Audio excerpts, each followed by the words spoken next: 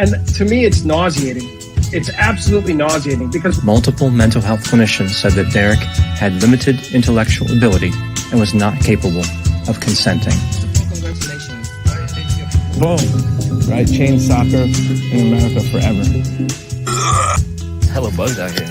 Yeah, bro, I can't keep caressing my leg, boy. Trying to get freaky out here. Your step siblings and also husband and wife. Yeah, I can't do any of that stuff. That's right. Yeah, in fact, soccer can crawl up my asshole and die for all I care. And that's what the kids do, but I'm a little older. I like that shirt tucked in. Who the hell told you that would not be seen on television? Anal sex is the process of inserting a penis into the anus of another partner. Oh, shit. That's hot. All right, welcome to Straight Red Card. Did you hear that thing? It just popped up on my phone. Garth Brooks accused of sexual assault. Accused of or accuses? No, accused of. Okay, you kind of like roboted there for a second. Oh, yeah, somebody's going to sexually assault Garth Brooks. I mean, maybe if you went to a P. Diddy party, then he's probably been sexually assaulted, but I doubt that's not where he hangs out, right? All right, welcome to Straight Red Card. Thanks for all of you for joining us tonight here on this Thursday night football night. No, I didn't mean to remind you of the game, but it is on. I was on MLS Moves yesterday. That's going to be out on Sunday. It's basically breaking down Poch's roster, which we're going to do here. But, fun to watch it again, I guess, because whole different kind of framework the way we did it on MLS Moves. Shout out to everybody who has Asperger's. It is Asperger's month. That's random. All right. Yeah. But I understand now that Asperger's has pretty much been delineated as level 1 autism, or the highest level of autism you can have. Good. That's good to know. I looked it up. Also, reminder, you can make some fabulous sundaes in your very own home. Just get some vanilla ice cream and a blender, one Oreo cookie, some cream, a little caramel, some sea salt. Maybe I like to put malt in it, and then I dab a little bit of blueberry pomegranate preserve in it. Gives it everything you need. It's just fabulous. Just don't eat too much of it, or you get fat. Sure. All right. Fatter. Yeah, true enough. All right. But welcome again. And we're just going to get on because we've got to talk about Poch. We got to talk about Klinsmann. We got to talk about midweek, roster, which is part of Poch. Midweek. Roster. Yeah, I mean, there's just a lot to get to. So we're just going to, you got a couple things you want to discuss. I got a little lighthearted fluff to pull up here. All right. Derek, you used to work on your car at any time? Like maybe an oil change, a flat tire, or something like that? I once put in my own solenoid back when cars used to have those. And I once changed my own brakes. And I put in a new pair of windshield wipers. That's the extent of my work on cars. Yep. Yeah. So I'll get into a story after I watch this video because the video kind of leads into the story I wanted to bring up, which I may have brought up at one point back in the past. Mm-hmm. Would have been early on. Okay. This is before we moved into this house, so it would have been like the first year or so of our reemergence on the credit card. So here's a fun little video of a guy working on a car. Mm-hmm. He's he's got a little extender piece here, probably trying to loosen some kind of a nut. Not the nut you think of. We're all trying to loosen a nut. Oh, he loosened it. Loosened it. I can't believe he ran in here, man. Yeah, I would have just fell where I was. Yeah. He's going to go check his nut, make sure he's not bleeding. Oh! That's some force. Oh, no, absolutely, yeah. Yeah. All right, poor guy. So, It's funny. Like I said, about a couple years back, my brother-in-law gave me a call. It was like 6 or 7 o'clock at night. He's asking me if he can get a ride to like an AutoZone or whatever. I'm like, yeah, sure. Mm-hmm. So I picked him up, drove him down to an AutoZone, and we went to one closer to our house. because he needed to get some kind of a belt. I don't know. It wasn't a timing belt. It was something else.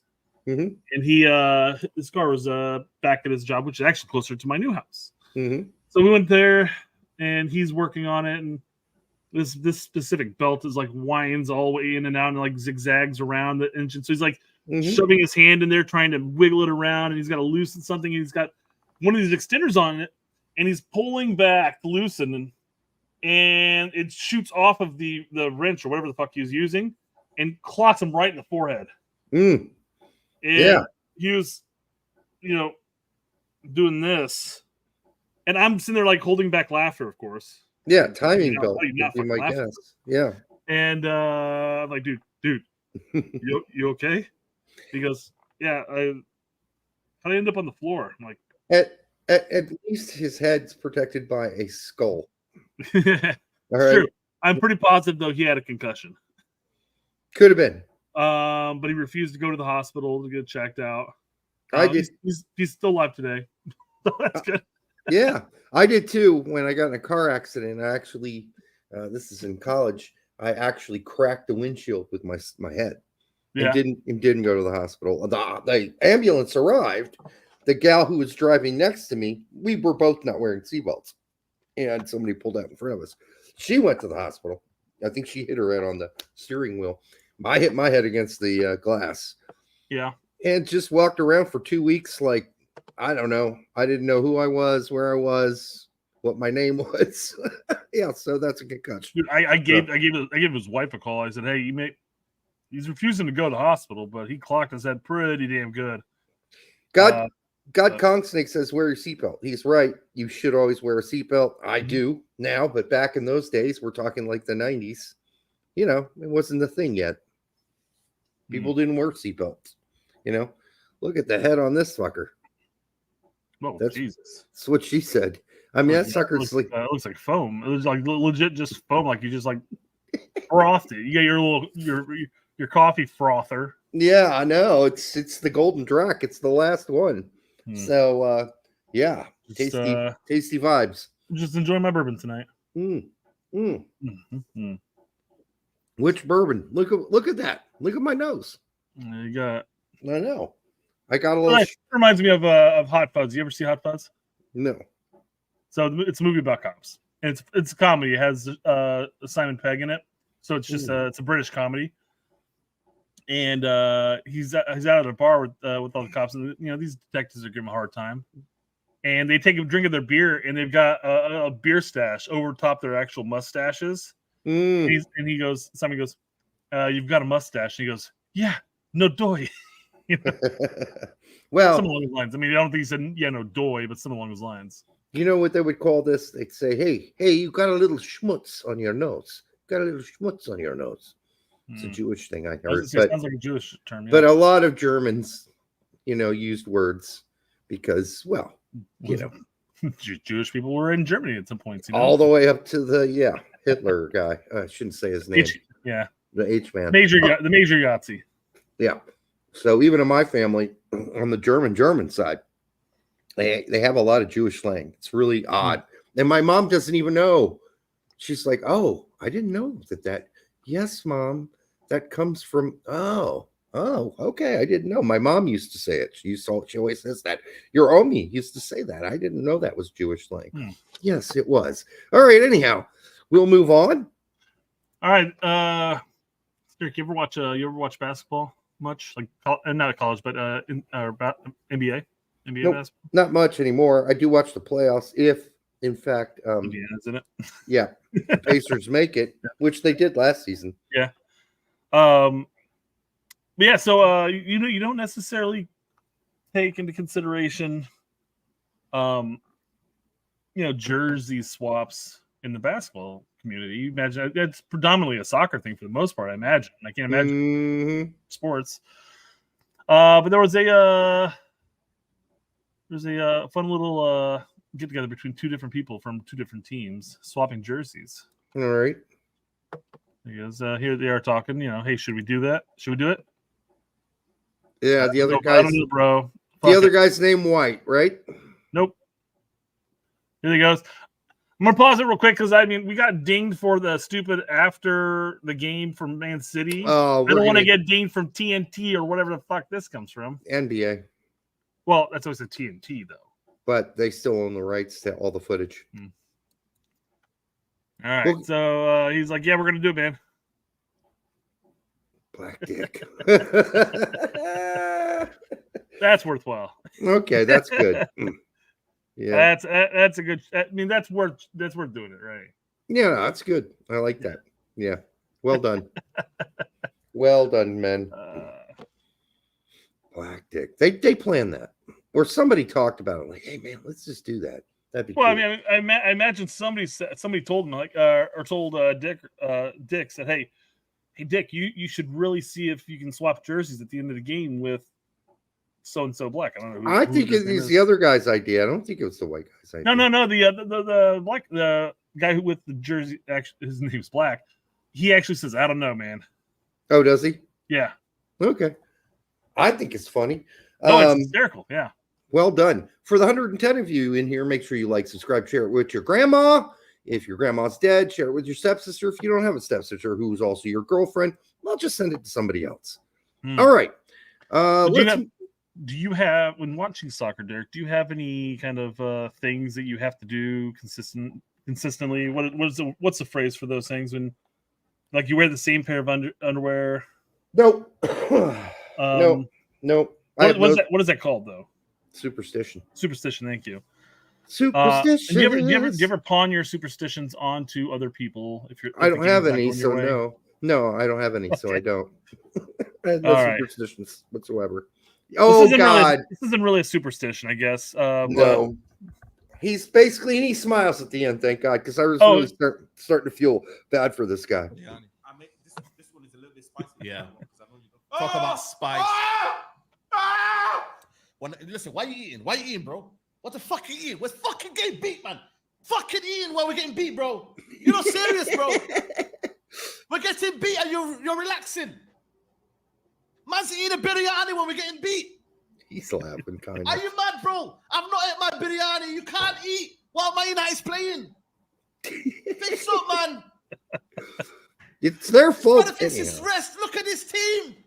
You're still fans of the team. Man's eating biryani while we're getting beat, bro. They started breaking character at the end there. Yeah. Although I don't know if this cat was in on the joke at all. Like, what are you doing eating food, man? Yeah, I don't know if he is on the joke or not. I don't know what biryani is. Is that Indian food? I don't know what that is. Biryani. Somebody inform us. Or anyhow. I don't want to hear his voice, but I'm looking at it again. He said he made it spicier than the last one, but it looks good. Whatever it is, it's probably good. It is some kind of a fried chicken with sauce on it or some form. It Pakistan, someone says. Okay. Yes. Makes sense. It's Indian food too. Okay. Great. All right. That makes sense. India, Pakistan, neighbors, same kind of food. Yep. It's a rice dish, I guess. Not completely the same kind of food, but a lot of shared culture. And yeah, I was going to say, there's definitely some mixing in there. Shared culture, different religions. All right. Yeah. Well, not totally. Obviously, a lot of Muslims in India as well. Anyhow, cheers to the Indian fried rice. This is once again the Golden Track, and it's delicious. Okay. All right. I got a quote here from Tack talking about some soccer development questions. Okay. I want to get your take on it before I propose my take. Okay. Tack says, I can't get over the fact that a country with the size of the USA, with resources and athletes that we have, can't develop a single good goalkeeper at the moment. Okay, I'm not surprised. And the reason I'm not surprised is I don't think, well, look at the goalkeepers we have now. They were all developed 10 years plus ago as youth players. And 10 years ago is just about when the evolution of the goalkeeper started with the feet thing, right? So, no, I'm not surprised that none of the current goalkeepers that are older have any inkling how to play with their feet. Diego Cochin does. Although he grew up in a different system as a whole than most of the goalkeepers who are stateside. And he's really young. Stefan is not horrible at it, but he's not as great of a shot stopper as he used to be either. I don't know why. He used to be a great shot stopper. It's like he lost some confidence there. Was good in the League's Cup, but, MLS this season, not great. Not good. So, anyhow, that's my take. I said I think it's an issue of what type of goalkeeper we develop. We continue to develop solid shot stoppers, but the game has changed and progressed since the early 2000s. Yep. And more is being required. We need to change what our expectations of the goalkeeper is and develop that way. Yeah, I still want great shot stopping. I still want my Casey Kellers and my Brad Friedels, but now I want my Casey Kellers and my Brad Friedels, if we're lucky enough to get anything that good, which we don't have right now.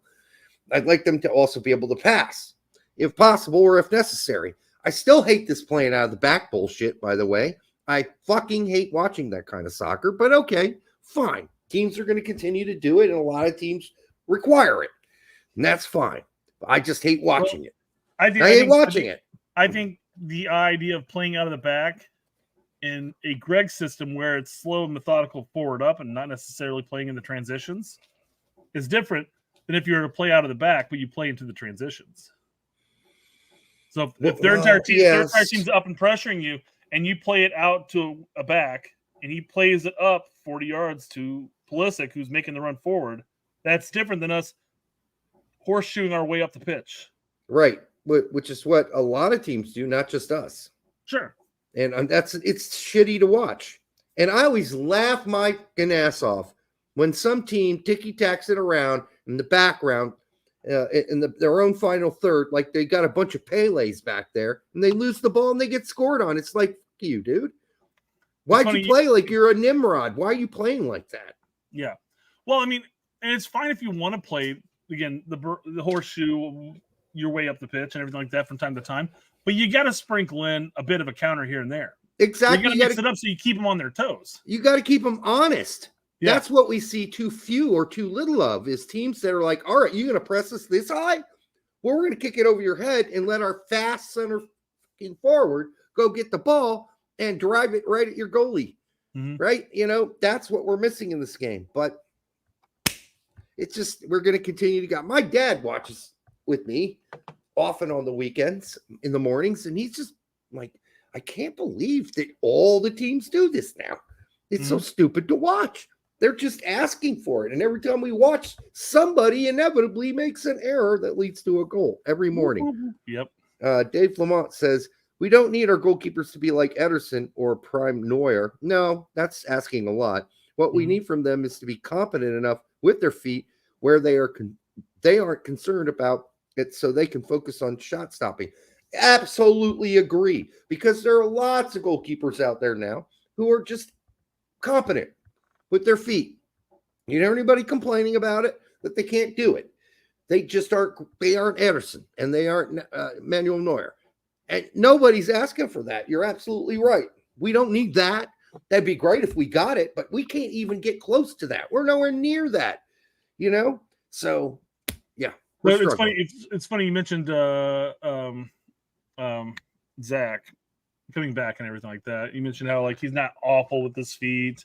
He's not awful. So it's been what, about 2 years since his epic return back into the fold of U.S. men's national team soccer, and I decided to create a meme that got zero traction, zero views, and it was wasted. Can I tell you why? Go for it. I don't know. You got to show it to me. Well, you said you're going to tell me why, so you already have an idea. No, I've never seen your meme. Return of the Zach. The Return of the Mac. You don't remember that song from the 90s? Fuck.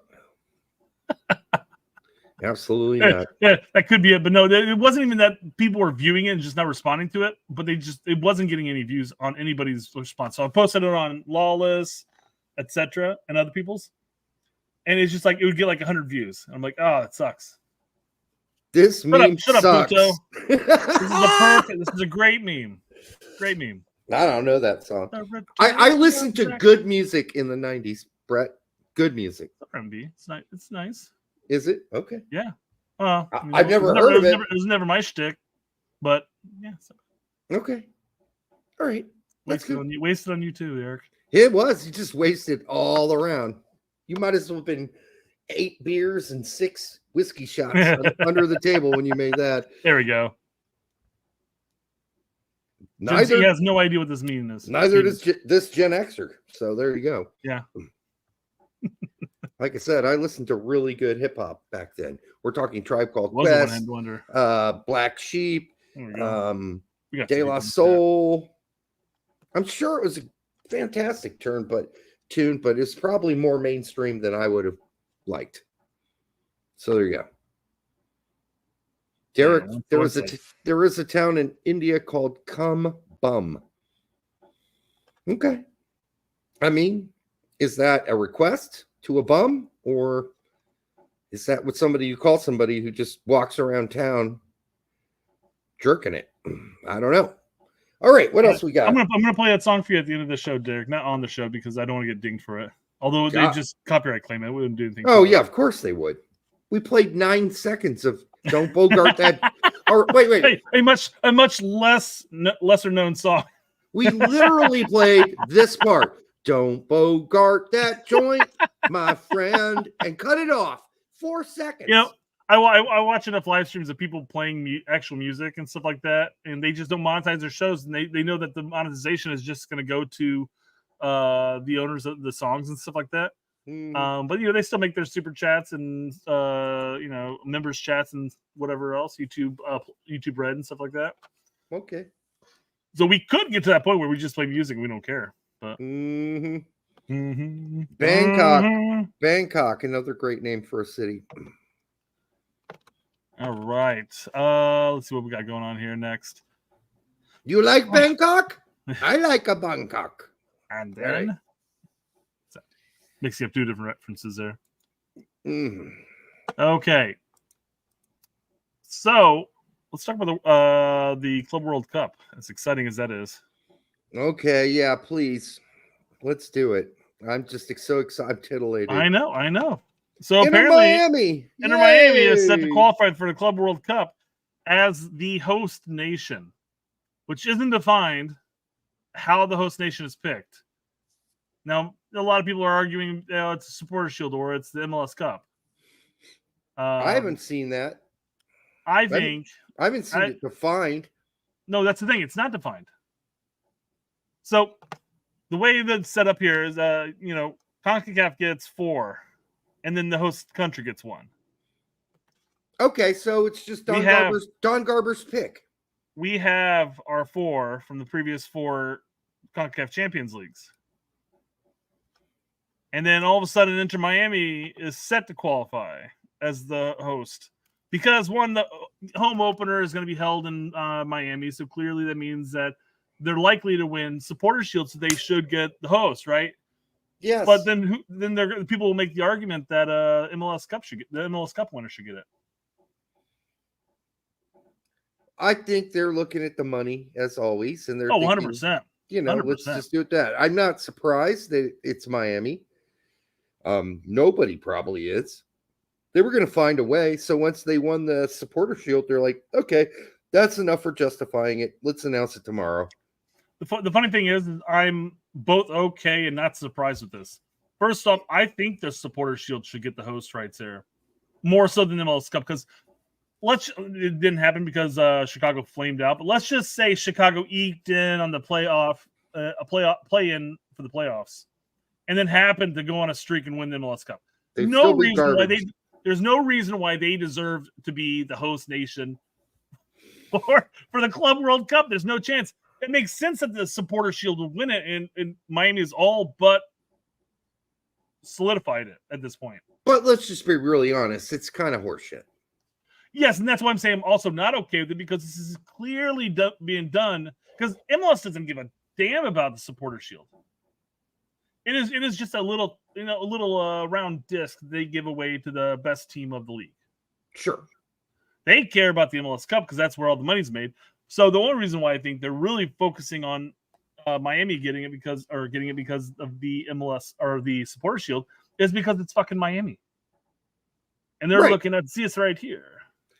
Again, this is a joke, but I guess we're all in on it.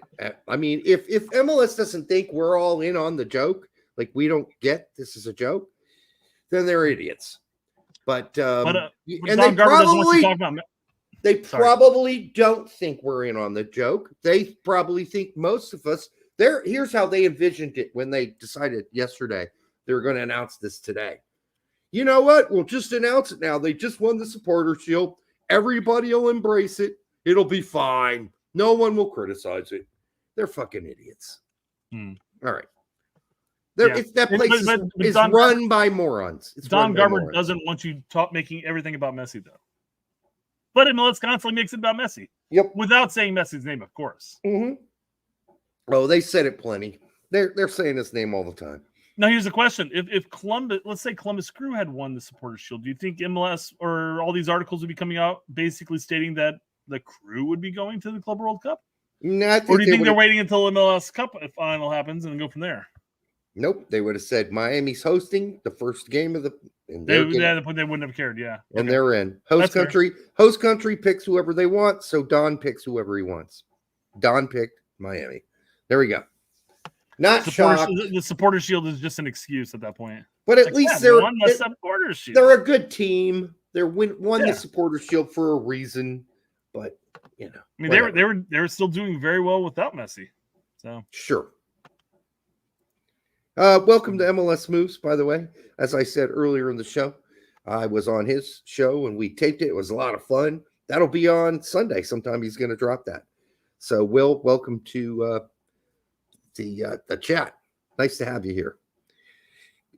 Good meeting you personally. Mm-hmm. All right, World Soccer Talk. Oliver Mintzlaff criticizes MLS, saying it's developing too slowly and offers no real benefit to Red Bull's investment in New York. Well, then pull it and sell it. To what extent do the Red Bulls organization as a whole, like the world branding of it, have over control of the actual New York franchise? Like, do they get to make the decisions? I think they hire the people and then they let them make the decisions. But wouldn't that be on them in that sense? Because the article actually goes on to talk about how the Red Bull organization is happy to announce that after the Club World Cup that they're going to be investing $200 million into a new academy system. Okay, well, he's criticizing MLS, not the New York Red Bulls, though. Let's be really clear. Why do the Red Bulls care about MLS? Why don't they worry about themselves in that sense?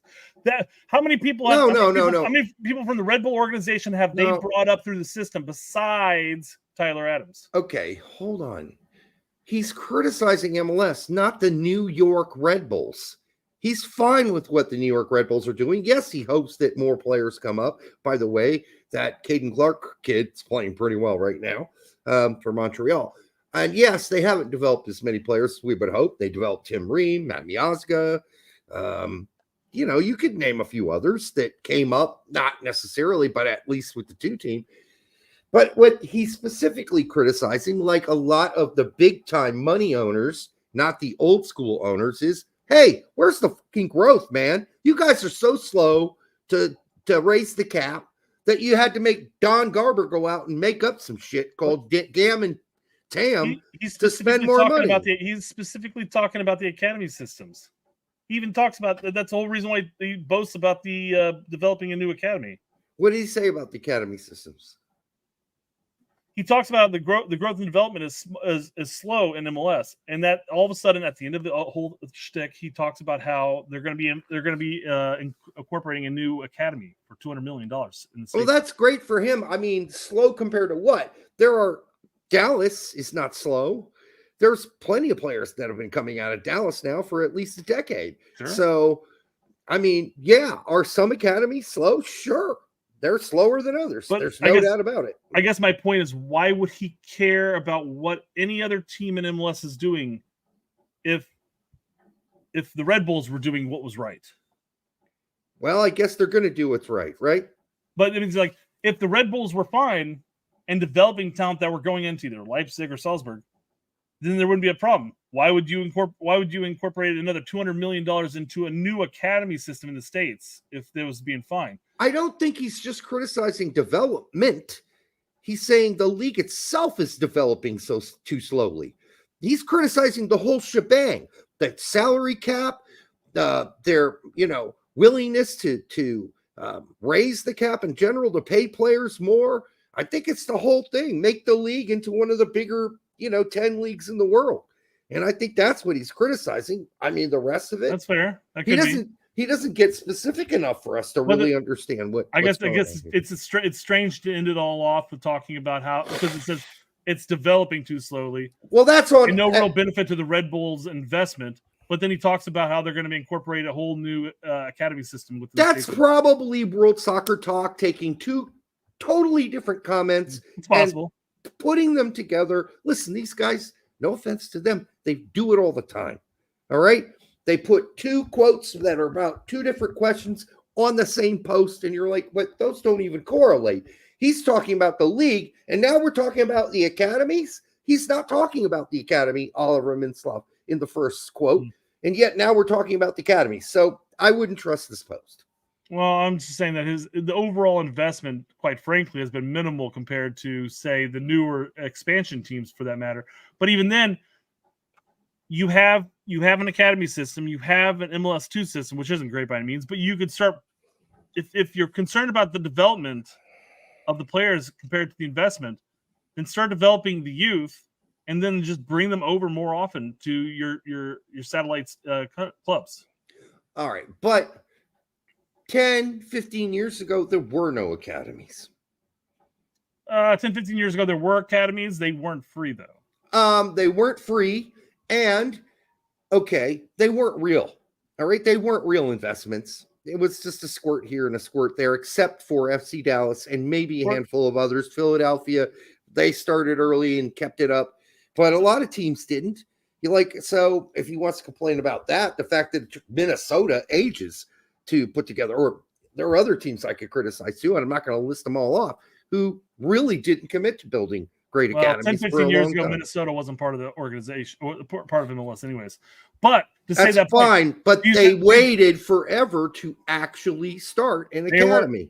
Every team had an academy system.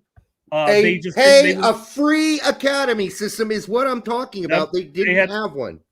Most teams had a U16 and a U18 team that was free. Now the problem was that they were siphoning the money from the youth squads, and now you're starting to see more teams that have the U10 and up that are free to play at this point. Brett, I may be wrong on this, but I don't think I am.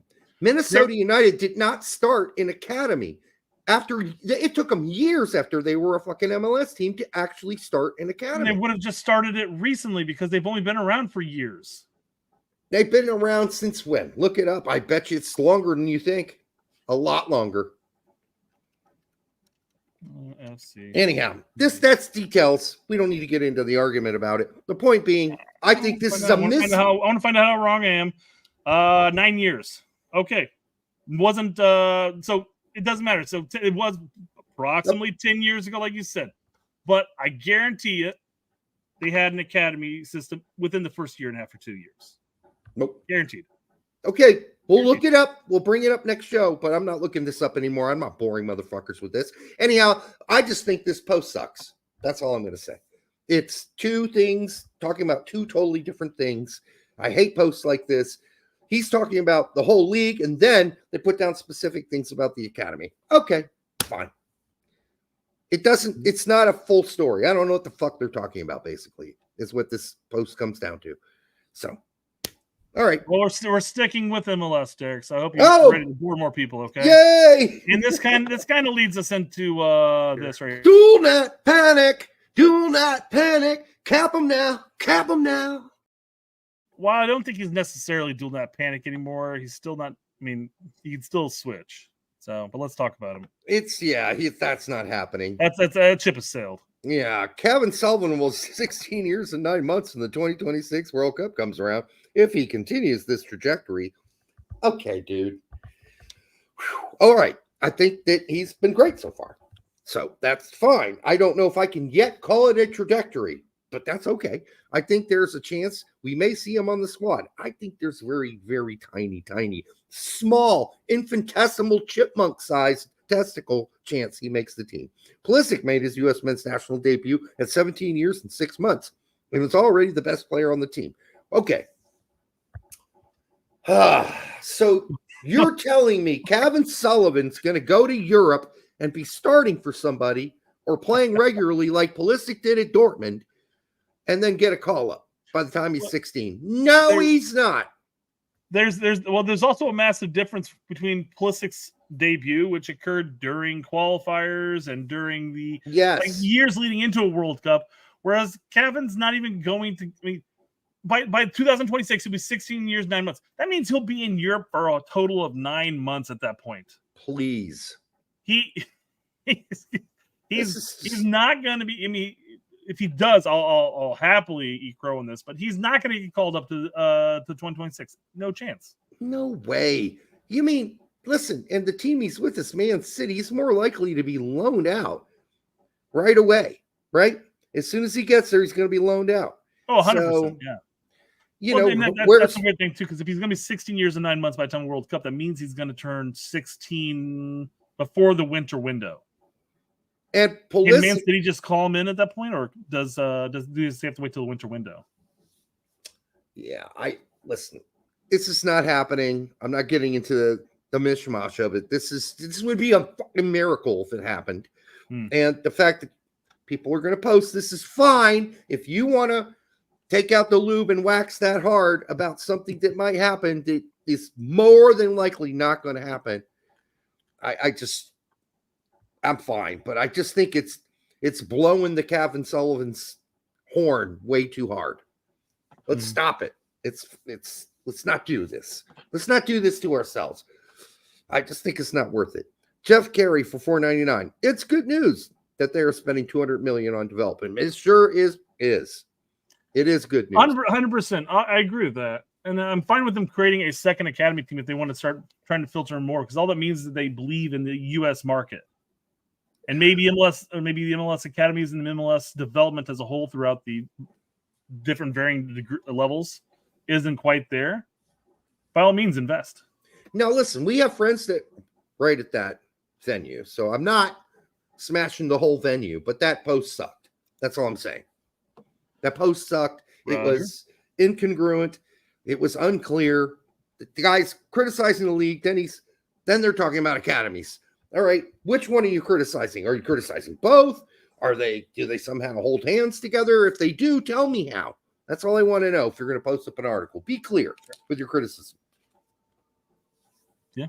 All right. I guess my last thing I'll say about that was that if he's criticizing the academy at the Red Bulls, I mean, because they haven't really produced anything besides Adams, then you got to look inwards. But that's not fair. They have treated other players as far back as Altidore. That's fair. Scratch that. I'll take that back. And Mia's going to matter.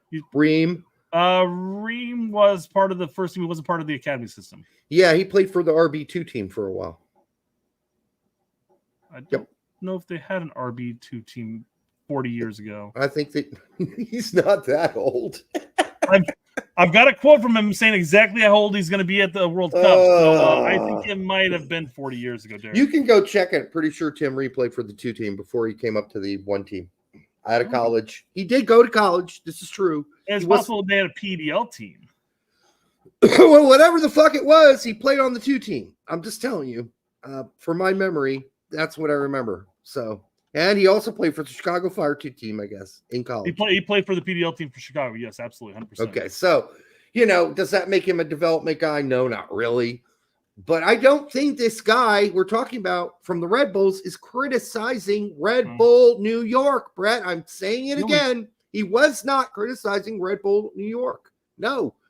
Go reread it. Ream played 2 years for the Red Bulls, and then he moved to Bolton at that point. Okay, yeah. And, our good friend was telling us how bad he was going to suck. Yeah, no. And he was great. What a horrible career he's had. All right. All right, what do I got here? All right. Brian Shredder, a good friend of ours. I'm not going to say he's like best friends or anything, but we've known Brian for a long time. Earlier this year, Bronx-born Wesley Okodua made the bench for Wolves in the Premier League game at the age of 15. Damn! Hardly any hair on those nuts. In England, he is seen as the top prospect at right back. Last week, I spoke to him about a wide range of topics. Here's the interview. Did you watch it? No, I didn't read it yet. I got this recently. So he had posted, and dual national panic. I responded by simply saying, hey, just tag me next time you want dual nat panic to be on. I love that he did that, though. I think dual national panic. He forgot to drop the national, the uninitial part. Yeah. He just dual nat panic's all we needed, Brian. That's all we needed. It would have made the show. Or just say, hey, at _red, dual nat panic. I love the dual nat panic is like a thing now. Like people are doing it all the time, even the writers. This is good. All right, so yeah, I'm not going to panic yet. I'm not going to panic over a 15-year-old. Not happening. No, he's a young prospect. And when he's not good enough, a lot of them, right? When he's not good enough for England, he'll come play for us. So don't worry about it. Speaking of players not being good enough to play for the national team, Japan didn't call up Arnie. It's Henri, not Arnie. Arnie, not the guy who owned Arnie Chase. Not the guy who owned the restaurant on Happy Days. It's Henri. It's like an alternative spelling of Thierry Henry's last name. It's Henri Chase. The U.S. men's national team has a golden opportunity. I wouldn't think that that's necessarily the case to convince him. Just because he didn't call up this time? I don't know about that. Because I think he probably looks and says, I'm the future. Like, Henri, I mean, I know Japan said no to you, but I would have called you in. I mean, not that we shouldn't try to convince him. I think Poch should get on the phone, make a call, and say, we've been watching you. And we like the way you shake your hips, baby. But I don't know if that's going to make a big deal. Kota Takai is younger than Arnie and plays in the J League One. This is the second call up. Mad disrespect. Listen, if he feels disrespected, like Balogun felt disrespected, then yeah, we have a shot. So if they keep disrespecting his ass, and by the way, there's racism now in Japan. So we'll see if that plays a part. Of course, they got an African-American or Japanese-American, African-American goalkeeper. So they got past it there. You would think they'd get past it here too, but we'll see. Jeff Carey says, have one of our billionaires fly Poch over to Japan. Actually, he's in Germany. Stuttgart. Yeah, so he wouldn't be in Japan for the reason of not being called up. Now, there are complexities here because Chase would have to give up his Japanese citizenship in order to come play for us. I don't know if that's a problem or not. By the way, for the 169 of you who were just here a minute ago, nice. And make sure you like and subscribe. We're now up to 175. Thank you on a Thursday night for being here with us. Well, anytime that there's dual nap panics, we know that the other segment's coming right around the corner. Transfer news, transfer news. Who's getting mounted on transfer news? Who's getting ogled on transfer news? Transfer news. Everyone loves that transfer news but me. Whatever. Fulham's Anthony Robinson is on Man United's hell no list as they consider signing a left back in January per the Muppeteers. It would be a Muppet decision for him unless he wants the money to go play for Man United. That team is a disaster. And they got to get rid of the coach. That ball-headed dumb fuck is just a waste of their time. I feel like that position, since Sir Alex has just been a rotating wheel of coaches. Seat of clowns. Made a lot of them. Some of them weren't, but didn't get a long enough chance to go at it. But I mean, go ahead if you want to. Take the money, Jedi. I get it. But I'm a Fulham fan, and I want you to stay at Fulham. And I think, let's see how this season plays out. Fulham could finish ahead of Man United this season. Honestly, do you really want to go play for a team that's finished lower than you did in the Premier League? All right, but the money could talk and will talk. And so if he leaves, I get it. I'd probably take my payday because it's going to be big. But I'm a Fulham fan, and I want him to stay. it's always nice to see a team that's not loaded thrive, and then watching a team that spends a lot of money flounder and fall further and further back. Now, mind you, that it'll eventually rebound, and Man U will eventually at some point be above Fulham. I'm sure they'll find their groove at some point. I hope not. I hope them, and although Chelsea are looking really good so far, but I was having a great time watching Chelsea fail. And by the way, no offense if you're a Chelsea or a Man United fan, you're welcome to be a fan. I mean, just my personal feelings. That's it. It's not personal. Much offense intended.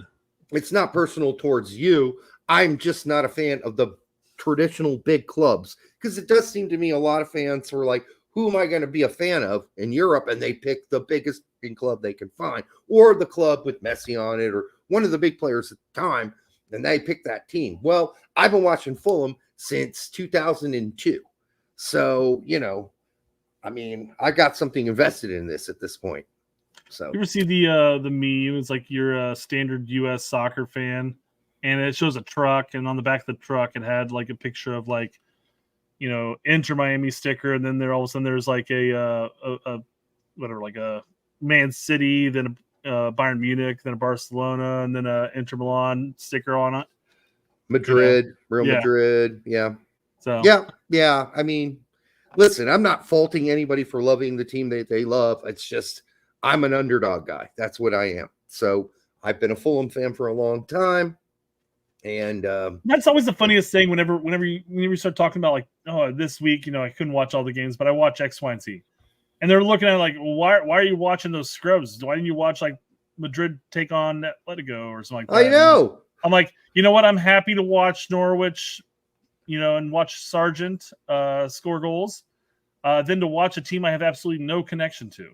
I can't even remember the player that I was supposed to know that played for Barcelona when I don't watch Barcelona that I'm supposed to know.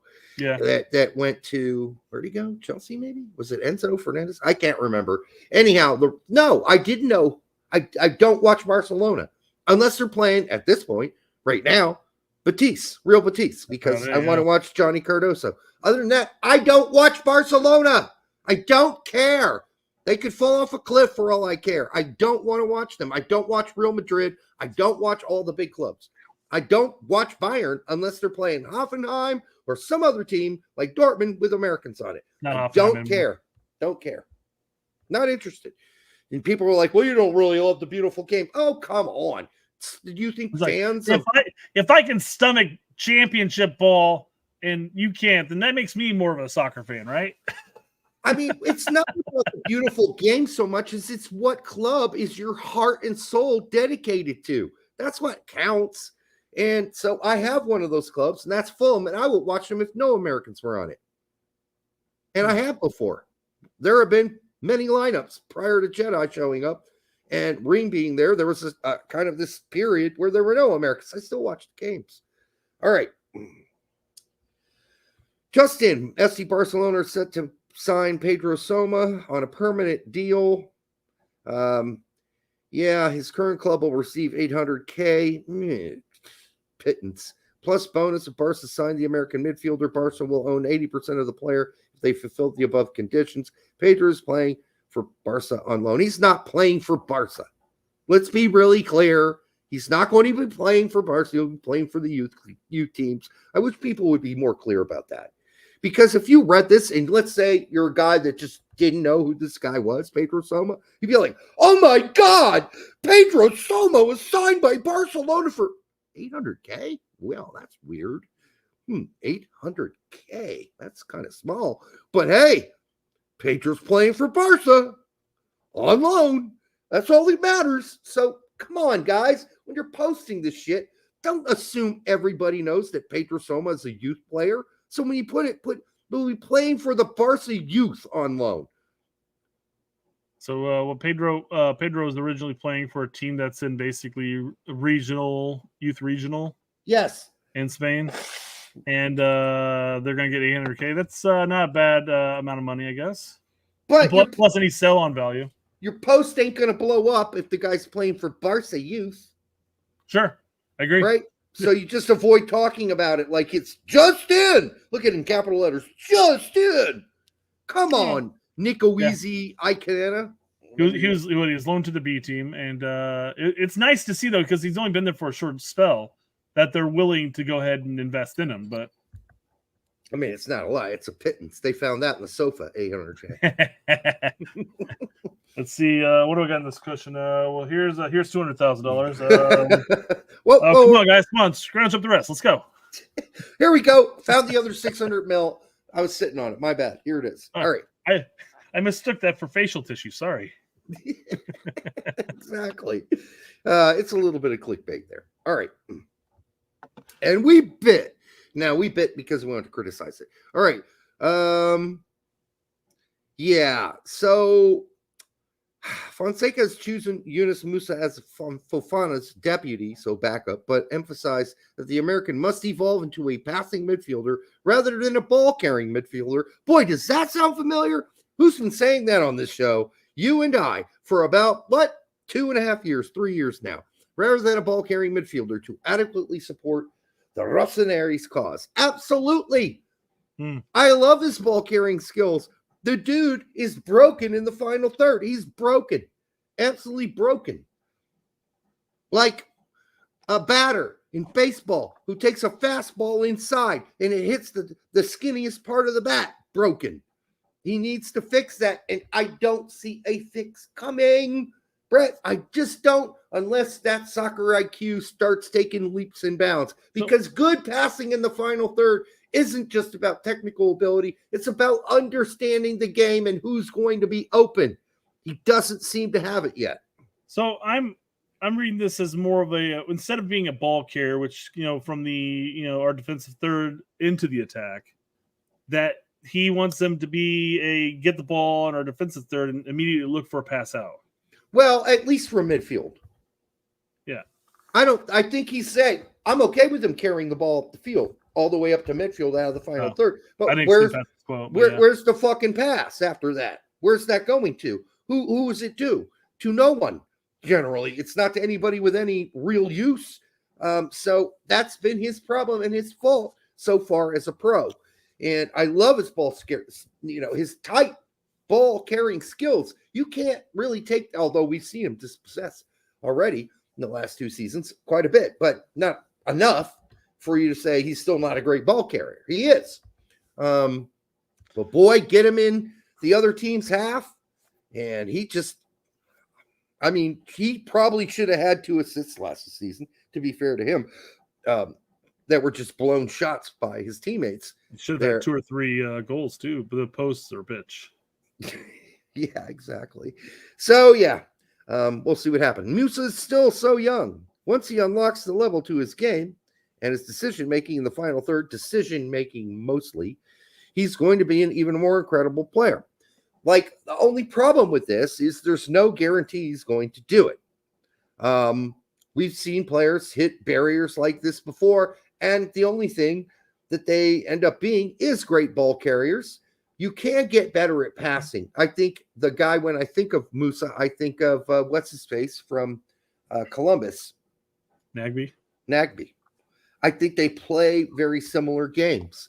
But Nagby for years had the same problem. He was just a broken piece of equipment in the final third. Then he kind of figured out where he needed to pass the ball, to advance the ball, to make things happen going forward, especially with Columbus this last couple seasons. He's been looking a lot better at that. So can you figure out? Yes. Just don't wait until you're 30.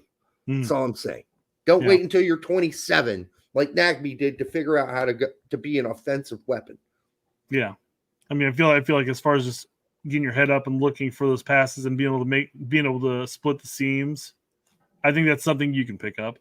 You can. You may not be the best in the world, but you can at least pick that up. You can always get more wise in this game, right? That continues to grow in increments as your player if you're smart enough to see the game and you mature and your soccer IQ goes up. What doesn't get dramatically better after the age of 21, 22, 23 is how much technically better you're going to get. But he's plenty technically better. He's technically very gifted. It's just his vision isn't there. He doesn't know how to lift the old chin up and find the open guy and deliver the killer pass. Needs to get eyeglasses to improve his vision. Well, one thing about great ball carriers, and they said this about Nagby when he was younger too, really good at carrying the ball because his head was down looking at the ball. And if you watch Musa, sometimes he lifts his head very late. He does watch himself work too much. So we'll see what happens. For the 206 of you here now, make sure you like, subscribe, share it with your grandma. If grandma's dead, make sure you give your stepsister a peck on the cheek. If you don't have a stepsister who's also your girlfriend, you are certainly welcome to just pet your dog. And if you don't have a dog, then pet yourself. All right. I hear my dog walking up and back and forth upstairs right now. And then I get a text message from the wife saying, "New dog is dumb. I want Monty back." New dog is dumb. I love her posts. I came home today and I found that the dog managed to get into the bathroom and got a roll of toilet paper and chew the shit out of that. Yeah, that's just young dogs. They do that. It is. That dog literally was. That dog got into my book bag and grabbed Jackson's spelling list and tore that to shit too. We don't really know. Do that. We don't really know how dumb your dog's at. I mean, I love Evie's posts, but at the same time, I also like her ones where she's like, bring me a drink, bitch. I love those posts. That's could be up for too long. Yeah. Hey, dumb cunt, bring me a fucking soda and vodka.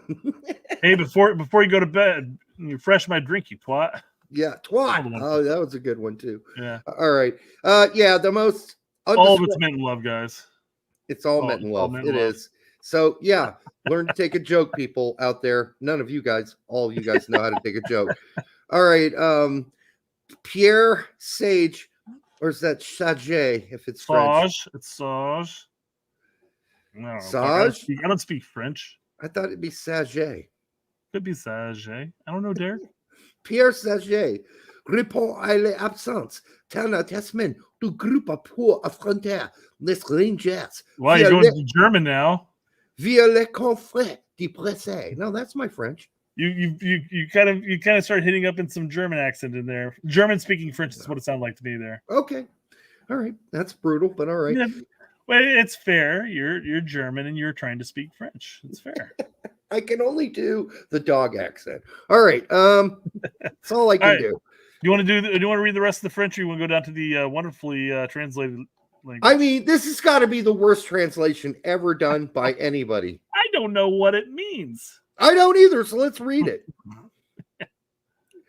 All right. I'll try to say this as if I'm like an English person. Tana is experiencing something that others have experienced before him.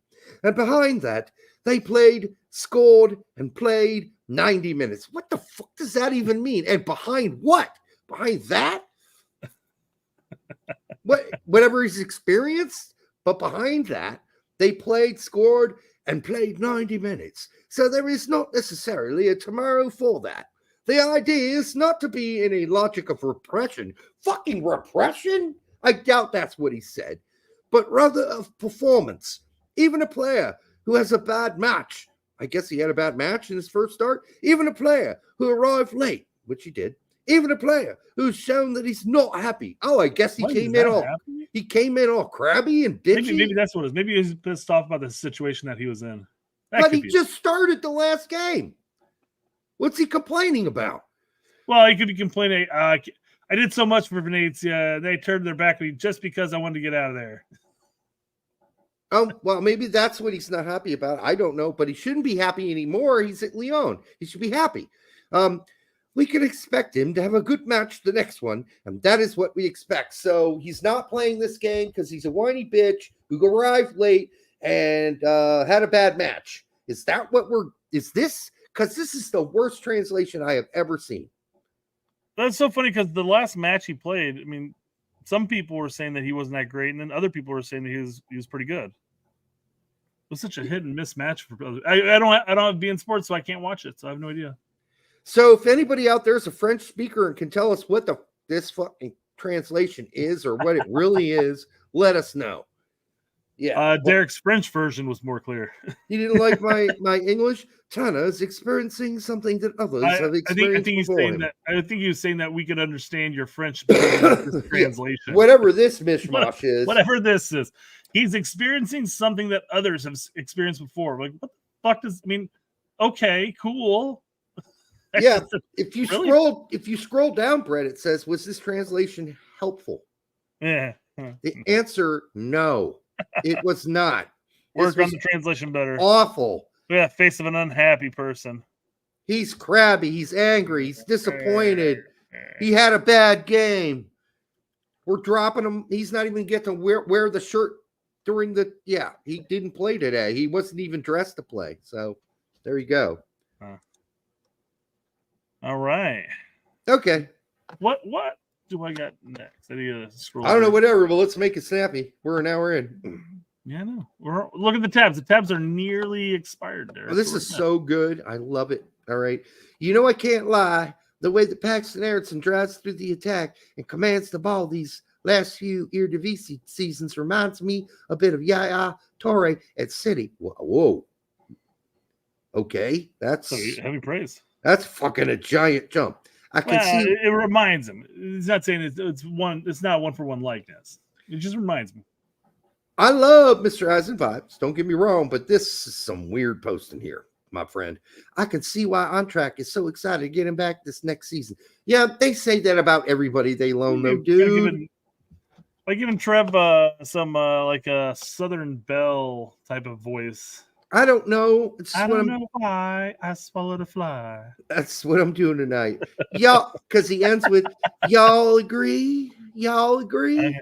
Fair enough. Right. But, I mean, no, I don't agree. I don't agree. I think you're being very nice to Eintracht, who were very happy to get rid of him again this season, and didn't believe he was ready at all for the Bundesliga. So... Yeah, you sound like Michael Jackson on South Park. That's a great quote there. How about a Southern Michael Jackson on South Park? So anyhow, I know you can't lie, my friend, and we do like your posts generally. But the way that Paxton Aronson drives through attack in where he's playing now in Holland and commands the ball in Holland against so far pretty crummy teams reminds you of Yaya Toure. Whoa! Well, I mean, I can sit there and say Brian Gutierrez reminds me of like Reina Light. Like he has a lot of similar movements throughout the pitch. He's languid, like you say. He has that kind of that creative mentality, but he isn't Reina yet or at all. Who knows? I don't think he's going to Reina at all. But you can still say he reminds me of how Reina plays on the pitch. When I was playing at Fort Knox, Kentucky, my grandfather used to tell me I reminded him of Franz Beckenbauer. There we go. Really? There we go. What was your grandfather smoking, man? Seriously. I know. So this is to me a massive leap. I'm glad it reminds you, but you get in real trouble putting up comments like this because people are like, dude, Yaya Toure? He does say it reminds me a bit. He might want to put a smidge. Smidge could work too. Or a tiny bit. Wee little bit. How about a wee little bit of Yaya Toure? And then I wouldn't pick on this post at all if he put a wee little bit. And then I'd be fine. But this is too much. Because it's too close. A bit is like, okay, if it's just a bit, then don't even mention it. That's what I would say. It's got to be more than a bit. It's got to be a whole bite. A whole bite, a full bite, where you create the bolus, right? The bolus, Brett. That's what you create in your mouth when you mechanically and chemically use your saliva and your teeth to break down the food. It becomes the bolus, and then you swallow it. It goes down your esophagus, right? And then when it gets to your stomach, it becomes chyme.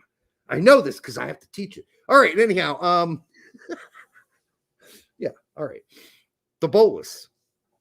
They don't work for that, Derek. They don't call it food. You don't, in the medical terms. You eat the food, it turns to poo. That's all I know. Eventually, it turns to feces in the large intestines. Yeah. But until then, it's whatever happens between here and down here is just magical. Between here and all the way until it reaches your large intestines, it's called chyme. 5 miles later. CHYME. In fact, it's 30 feet total. Yeah.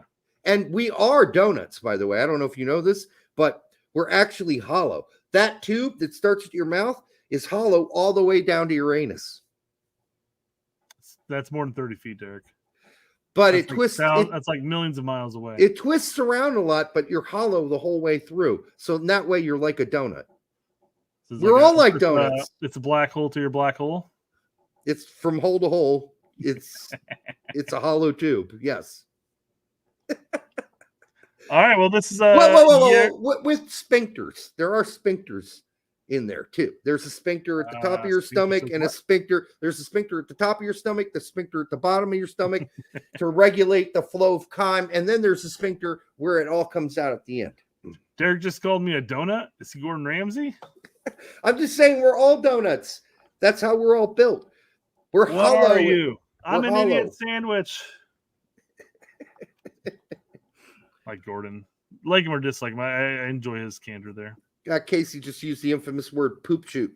Don't fool yourself, girl. It's going right up your poop chute. Remember that song? I remember you talking about that song. Yeah, it's Frank Zappa. But to answer your question, no, I don't remember that song. I just remember you bringing it up. I did bring it up because it was one of the first songs I ever heard about anal sex. And it was written in the late 60s, early 70s. I'm like, really? This shit came out then? Yeah. Oh, okay. There's a reason he wasn't on the radio. All right. So now we get to Jurgen Klinsmann. We're not going to do we're going to do some chunks on this. You're going to say Jurgen Klinsmann. Say his name properly. Jurgen? Yeah, thank you. I appreciate that. It's much better. Jurgen Klinsmann. Yeah, so let's jump to 410 and Camp Cupcake. I love that he fucking trashes Camp Cupcake. This is hilarious. Does he actually call it Camp Cupcake? Yes. No. Charlie does and explains why they call it Camp Cupcake. But Jurgen's like, that shit. We were trying to get rid of that shit. I know. Obviously, Jimmy has his take on it, and he's not a big fan of the moniker of Camp Cupcake because that's how he got his big push into the. Jimmy needs to stop taking that shit so fucking personal, frankly. All right, he does. It's not all about you, Jimmy. Okay, even fucking Klinsmann wanted to get rid of Cupcake Camp. Essentially. You were fully aware that players did not enjoy January camp? Oh, totally. I was totally on their side because as coaches, we didn't want to have the January camp either. Oh. Because at the end, the January camp was there. One thing was to kind of reduce the amount of off time for the players because it was too long, the MLS players. So it was mainly the MLS players coming in. Mm-hmm. Well, it's mainly the MLS players because everybody else's leagues are usually going on at that time. Right, and Dempsey, we're not going to play this part, goes on and saying, when I was back in MLS and I had to go to Camp Cupcake, I was like, hell no. I do not want to go. He's like, I am not, because that's when they made you do the sprints until you puked and all that shit to get you back in shape during the off season, the MLS off season. He's like, I was fine with it when I was 23 because it gave me a chance. Like, Bruce gave me a shot because of my performance there. But by 33, I was like, why are you guys calling me in Camp Cupcake, man? God damn it. No, I don't want to go, but I'm going because I want a shot at the national team still. So anyhow, continue to play. Well, that's the thing. I mean, at that point, I would have been like, guys, you know who the fuck I am. Exactly. Bring in somebody else. Give them their shot. Well, and it was bring in like a U23 player. Come on, we're good. It was right after his heart surgery. So and like he go out and run a bunch of sprints after doing heart surgery. Mm-hmm. So you said it continue from here? Yeah, just a little bit more. The main reason why the Federation does the January camp is because they have 2 television slots to fulfill. Okay. So they find 2 teams, maybe from Scandinavia, that have a similar break, or that's good enough. South America. Yeah. So he's basically saying the only reason they do January camp, U.S. men's national team, is because they have money that, they've been given. That if they don't have games, they're going to have to give the money back. Yeah. And then he goes on at pay for that shit. Yeah. At 6:36, I think it's really funny how he reacts to that when he confronted them and told them, "I want to get rid of this. This is what happened." Did you ever suggest to the federation that they get rid of it? Yep. And how did that go down? No, it didn't go well. No, I mean, they said, listen, we have to fulfill these 2 dates for television. Well, that's good enough. Contract. I really do like Jurgen Klinsmann. I know I didn't always like him as a manager. I like him as a person, though. And I don't like what he did to Landon Donovan, and we'll get to that in a second. But I also like what he did connecting players to teams across Europe, which he talks about at 12:45. And he did a great job of that. Yeah, real quick, BMR says, honestly, don't have a problem with January camp. I feel there should also be a camp for fringe Euro players to even out time with the coaching staff. I don't have a problem with January camp so long as they treat it almost like a youth camp. Yes. Bring in like U23, make it an academy at camp. I don't care. Do something a little bit different. Don't bring in like a 28-year-old winger who stands absolutely no chance outside of this. And I understand the concept that, hey, this might be their only opportunity, but the U.S. men's national team is not a charity. Don't bring in a 33-year-old Dempsey, for Christ's sake. We know who he is. Stop it. So, yeah.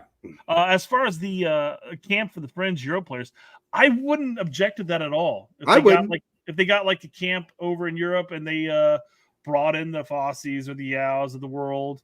Well, not anymore. They're not fringe anymore. Sure, fair enough, but they were at one point. Right. So fringe now would be like Green, Sabi. Yeah, exactly. Yeah. Reynolds. Reynolds, certainly fringe, yeah. So, all right, so 12:45 you said. 12:45, yeah. You have the players overseas, and I became, for the players, also a connector, because I could call any coach I wanted to in Europe, and tell, I think you should have a look at Clint, he's ready for the next level, or at Mo, I remember when he went to Stoke, or Jeff Cameron and Brek Shea, and the coaches called me. Not agents. It was. Don't brag about Brek Shea. That's all I would say there. Peace to Brek. But this is what Poch can do now too. Poch knows all the coaches. Yeah, he knows them all. If Poch makes a phone call to a coach, they're going to take that call. I'm sure they would belatedly or whatever take it from Berhalter, but most of them are probably thinking, fuck, what does this guy want? What the fuck does this guy know? Yeah. But if you're a legend like Jurgen Klinsmann, you can pick up the phone and call anybody in the soccer world. They're going to pick up the phone and talk to you. Imagine now, you call the front desk and like, hey, hey, welcome to Man City. How can I direct your call? Yeah, this is Jurgen Klinsmann. Yep. I mean, and Poch, I don't know if he has the same legend status, obviously not as a player, that Klinsmann had. But I think most coaches would still pick up, basically. Imagine Tuchel being like, oh shit, Greg Berhalter calling me. Yeah, exactly.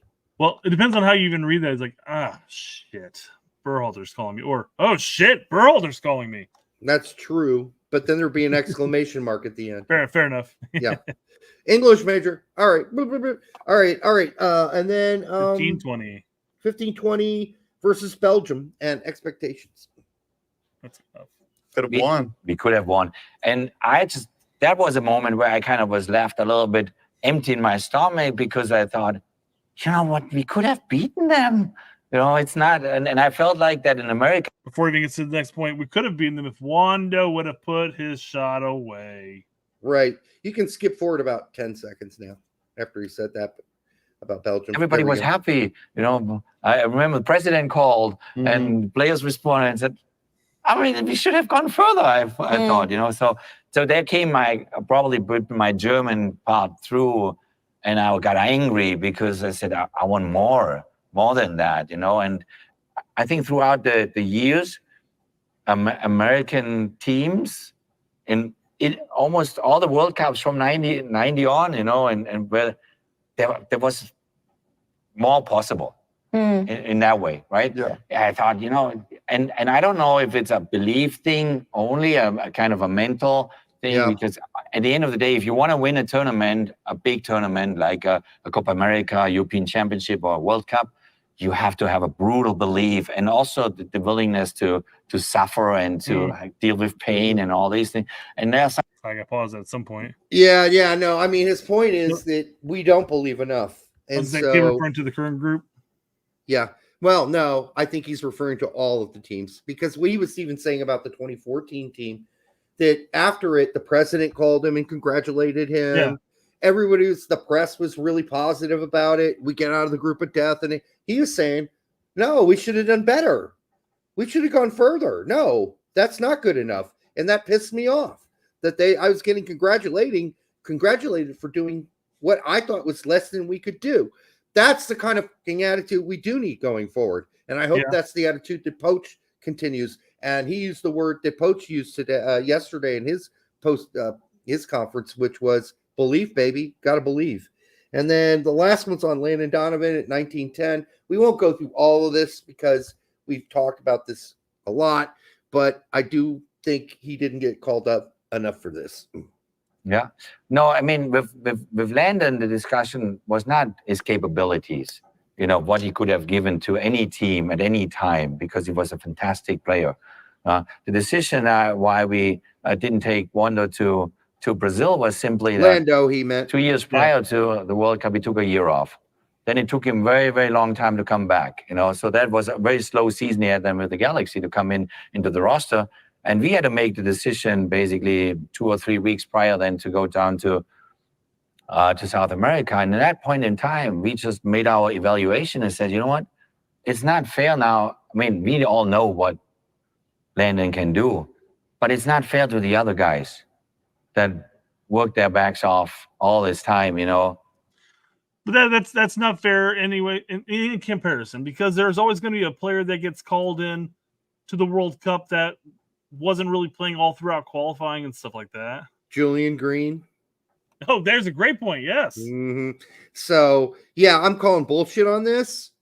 I think that you always have 2 or 3 players that haven't been regulars through the whole campaign that you bring. Was Wando even a regular, though? No. Okay. So why not him? And again, we've always talked about it. It was personal. And the reason we know it was personal is because Jonathan Klinsmann laughed about on X, on Twitter at the time, about Landon not making the team. So there was some sort of conversation at the dinner table between Jurgen Klinsmann and Jonathan that revealed some sort of negativity. And then we've always brought it back to the Costa Rica snowball game, where the article came out from, who was it? Strauss? No. Who the fuck was it? Was it Brian Strauss? It's been so fucking long. Big article, huge, of all these leaked sources from behind the scenes criticizing Jurgen Klinsmann's coaching style, and that he didn't understand the American player, et cetera, et cetera. And it was revealed to him in some way that Landon might have been one of the leakers, and that Bocanegra was one of the leakers. And by the way, Bocanegra was soon gone from that national team. And he lost his captaincy, and he was not told about it prior to the game. Jurgen announced it in front of the whole team, and Bocanegra was just dropped off the starting lineup and lost his captaincy in front of the whole team without him telling him personally it was going to happen first. But Bocanegra being one of the leakers, and I can't remember who one of the others were, but you suffer consequences for going behind his back, which is, I suppose, is fair. I don't know how they found out who the leakers were.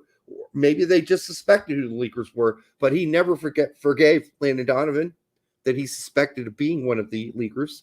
And so, yeah, there you go. And he probably never forgave Landon Donovan either for taking him to Bayern Munich, and that being a failure and making Klinsmann look kind of goofy in front of the German press, where he not very shortly after lost his job as coach of Bayern Munich. Right. So a lot of history there. And then he goes on to say, which we're not going to play, Landon Donovan will probably never forgive me for that. And I totally understand it. From his point of view, he could still do what he could do. But this whole idea, and Dempsey kind of gives him a pass on this, which I really don't like. But I mean, I don't know what you would do if you were in that situation, Brett. But he's kind of like, well, I get it. We were there. And we could have used Donovan for a lot of those away games for that year, and he couldn't play, and he wasn't there. And we busted our balls and played all those away games in the qualifiers, and he wasn't there. And then, so I get what you're saying. I still think he would have added. He does say, I still think he would have been a bonus for the team. So does Dempsey kind of takes both sides there, and that's fine. But I still call him bullshit on this, and so does Soccer Dad. Well, I'm kind of surprised. Well, I'm not surprised actually. So I understand the concept of trying to push back while also remaining kind of neutral to the matter. But I mean, it's the same reason why nobody would have brought up his son's comment. I mean, it would have just been really awkward if this was a real interview. I mean, they ask questions, they kind of push and prod a little bit, and they're fun to watch, by the way. But if in that situation, it's like he's like, well, it wasn't personal, you know, it was this. I'm like, well, then why was your son laughing at him on Twitter? Yeah, very weird. That's what the follow-up should have been, because that would have been the big question that everybody had. Because as you mentioned, by him laughing at him on Twitter, that makes it sound like there was something personal there, and it would have been fine if Klinsmann had said like, "Hey, we were in the midst of this World Cup, and he bailed on us, and I took that personally." But most people would have accepted that. But here's the other thing. I agreed, but and you know, these are kind of things that were taken seriously back then at all. But Landon Donovan said, "Listen, I've just played 3 straight years of football, basically." Galaxy, Everton. Yeah, he was worn out. He had not taken a break for two years, practically, of football. He was totally worn out. He got in a divorce with his wife, whom that killed him. In interviews we saw back then, he loved his wife. His wife left him for someone else. Devastating shit. So, yeah, he took time off for what he called at the time mental health issues. I don't know. Nowadays, that would be taken more seriously and say, hey, listen, just give the guy some time to fucking breathe. Just went through a divorce. He's been playing 2 straight years of football, and he's just not there. Give him some time. Just like it were an injury, right? Would you criticize a guy who broke his leg? Like, let's say he was one of the best players on the team and his leg got broke and he wasn't able to play the qualifiers for 8 months. Would you criticize him for not being there? No, you'd say somebody broke his fucking leg. Well, in this case, his wife broke his heart, or it broke him as a person. And then the 2 straight years of football with no breaks whatsoever, which was what he was doing to get away from the divorce and get his mind off of it, it didn't help. Anyhow, I still think it's a bullshit reason. And then he says later, which we're not going to play the whole thing because we're going to get totally hit for it. He says, but you know, it's time for younger, newer players like Julian Green. I get it. Julian Green scored a fucking goal. I get it. But what else did he contribute to that team? And I think Dempsey makes a point. He would have been great off the bench, Landon Donovan. He would have been an amazing off the bench player. Off the bench? I would have started his ass. I would have played him off the bench. But I get what you're saying, Dempsey. Anyhow, we should probably read. Who was our right mid in 2014? Was it the dude from I can't think of his name right now, from the Union? Man, you're putting me through. I don't know. The old guy from the Union. What's his name? I have no idea. He played in Europe for a bit, and then he went to the Union. Has been there ever since. Bedoya, yeah. Was he was the starting right mid at that point, right? But I thought it was Graham Zusi. Or Graham Zusi. Soccer Dad. I think it's Soccer Dad said it. Yeah, Soccer Dad and Kelly said well done, Soccer Dad. Yeah. But nevertheless, doesn't really matter. I think that starting or not starting, coming off the bench or starting, Landon Donovan still had, and he showed it in the Gold Cup before the World Cup. Remember that? Yeah. He was kick-ass. He was named player of the tournament, for Christ's sake. I think that's a pretty good contribution. But anyhow, if the fact is that no one asked him, so you're telling us there was nothing personal between you, that's the question I want to ask. If I'm Kate, not the other players, they can't ask that. Kate can. Kate can say, so there's nothing personal between the two of you at all. Because I can guarantee you from what I know, from what I've been told, there was definitely something personal between them. Definitely. So there you go. You don't have to believe me if you don't want. You're absolutely allowed to believe whatever you want. If you want to believe that Landon Donovan just didn't care about the national team and he just slacked off and jerked off in the woods, and took vacations for fuel that if you want. But it's not true. And by the way, when they were doing the pre-camp before Brazil, he was the best in shape player He was the last guy to survive the what do they call that? The thing where you run till you puke. Run till you puke. I don't know what it said. My day was just called the Swedish death thrill. I think they're called death somethings. Anyhow, he was the last guy, and he was the fastest guy on the team still, by the way, too. So anyhow, 32 was not done. Not done. So this is personal. We had a decent run. So, I mean, Klinsmann still did and set up the proper way. And we competed. We should have beat Portugal. We beat Ghana. And then we had a chance against Belgium. So I'm pretty proud of generally the way we played in that World Cup. So I'm not holding that against him. But I do think he lost a weapon there because Landon Donovan ain't missing that shot. All right. That Wando missed. Soccer Dad in Cali says, thank you, my friend, for $20. JK is full of BS. Why would JK call in Landon for World Cup qualifiers, friendlies, and pre-World Cup camp after Landon's sabbatical if he was always going to punish him for this sabbatical? Exactly. Fuck you. Why are you also calling up to the Gold Cup and all the other things? And then at the last second, ditching him. Yeah. That's personal, brother. Period. Otherwise, you don't call him up for the other stuff. You've already written him off the team, right? If that's the case, that he wasn't there for the away qualifiers a couple years before the World Cup, and he missed them because he was doing and he was public about why he missed it. You punched him for that? No, you punched him for something else, and that was the secret quotes or the ghost quotes in that article. I think it was by Brian Strauss, but my brain is broken, so it could have been somebody else. But it was a devastating article at the time, and apparently Klinsmann freaked out about that article. He felt super betrayed, and when he got any whiff of who might have contributed to it, they were gone, and that included Bocanegra, the captain of the team. So there you go. And I don't even know if Bocanegra was one of the leakers. I really don't at this point. But that's going back to, if you want to research this, you could probably still Google it. World Cup qualifier versus Costa Rica. And what was that? Denver? The Snow Bowl? It's called the Snow Bowl. Yeah. Yep. The original one, the one that wasn't like negative 30 degrees. Right. And Godkong Snake makes a good point. Donovan wasn't going to help us not give up 39 shots. That's true. But by the way, Howard was, he was standing on his head that night. He was amazing, right?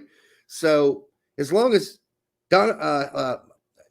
Howard continued to play like that, we still got a chance to win, right? And we should have won. I think we should have won with Howard standing on his head the way he did.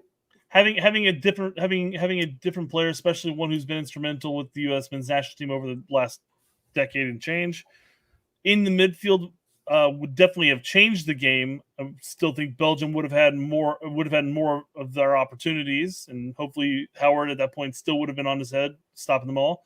Yep. But a change in personnel would have changed how the game played, and some of those opportunities, some of those 39 shots, would never have occurred. Or maybe we would have had 55 shots. You never know. I'm just saying, a change in personnel is going to change how the game is played completely. BMR asked earlier, would Donovan have been in that spot to score the goal? I'm guessing he means either the Julian Green goal, or maybe he means the opportunity Wando had. Regardless, neither opportunity may have happened. Maybe the game would have been completely different. We may have won outright, or we may have lost outright. It changes when you add a player, and you can't just assume that everything's going to remain the same. Yep. I don't know why Tony Martinez is talking about me pooping and holding it in, but that's weird. I will say this. Landon Donovan could have certainly... I don't think he's talking about you pooping. I think he's talking about, you usually have to say, I've got to go pee. Brett, you talk. Pee? Yeah, I haven't had to pee so far. Yeah. So far. Okay. For the 240 of you here, make sure you like, subscribe, share it with grandma. We're happy you're here on a Thursday night when you could be watching Thursday Night Football, which you could actually still be watching on mute, but also watching our show, which we do appreciate. All right. Let's talk about the roster. Let's talk about this roster. All right. We got for goalkeepers, Ethan Horvath, loser. Patrick Schulte. Coming up, Zach Steffen, loser. Zach Steffen, winner in the Leagues Cup. having a hard time being the shot stopper he used to be. Still better with his feet. Matt Turner, I'm sorry. Loser. So, I mean, and then we had Poch's comment today to the goalkeepers, which was, if you're not playing for your club, okay. Yeah. Pochettino mentions that it's always worse than when players don't get minutes at their clubs when answering a question about goalkeepers, Matt Turner in particular. He adds that not having minutes is a handicap and will not be permitted in the U.S. men's national team. Except what? For now? Now it's acceptable? This first call-up? So I've said this ever since Poch was in the running, not even announced, but was talked about being announced. And we had talked about, what is his first window going to be like? Is he going to call in all these other players? We're going to do this, we're going to do that. And I said from the get-go, I said, guys, don't expect it to be a copy and paste from the previous window. Whatever the previous window is going to be. That's what we said. It's just going to be a copy and paste. There may be some changes with injuries and stuff like that, but it literally is almost a copy and paste. Right. We just did the show before this where we gave them the copy and paste. We were 3 players off. And the funny thing is they all had a reason. So like going back, we didn't have Schulte. We had Gaga, I think. And that's because I said, well, with the playoffs, I don't know if Columbus is going to want to release Schulte. The playoffs are going to be like a week or two after this window, but do you want to take a chance that late into the game? Plus, at the time, they were still fighting for the supporter shield.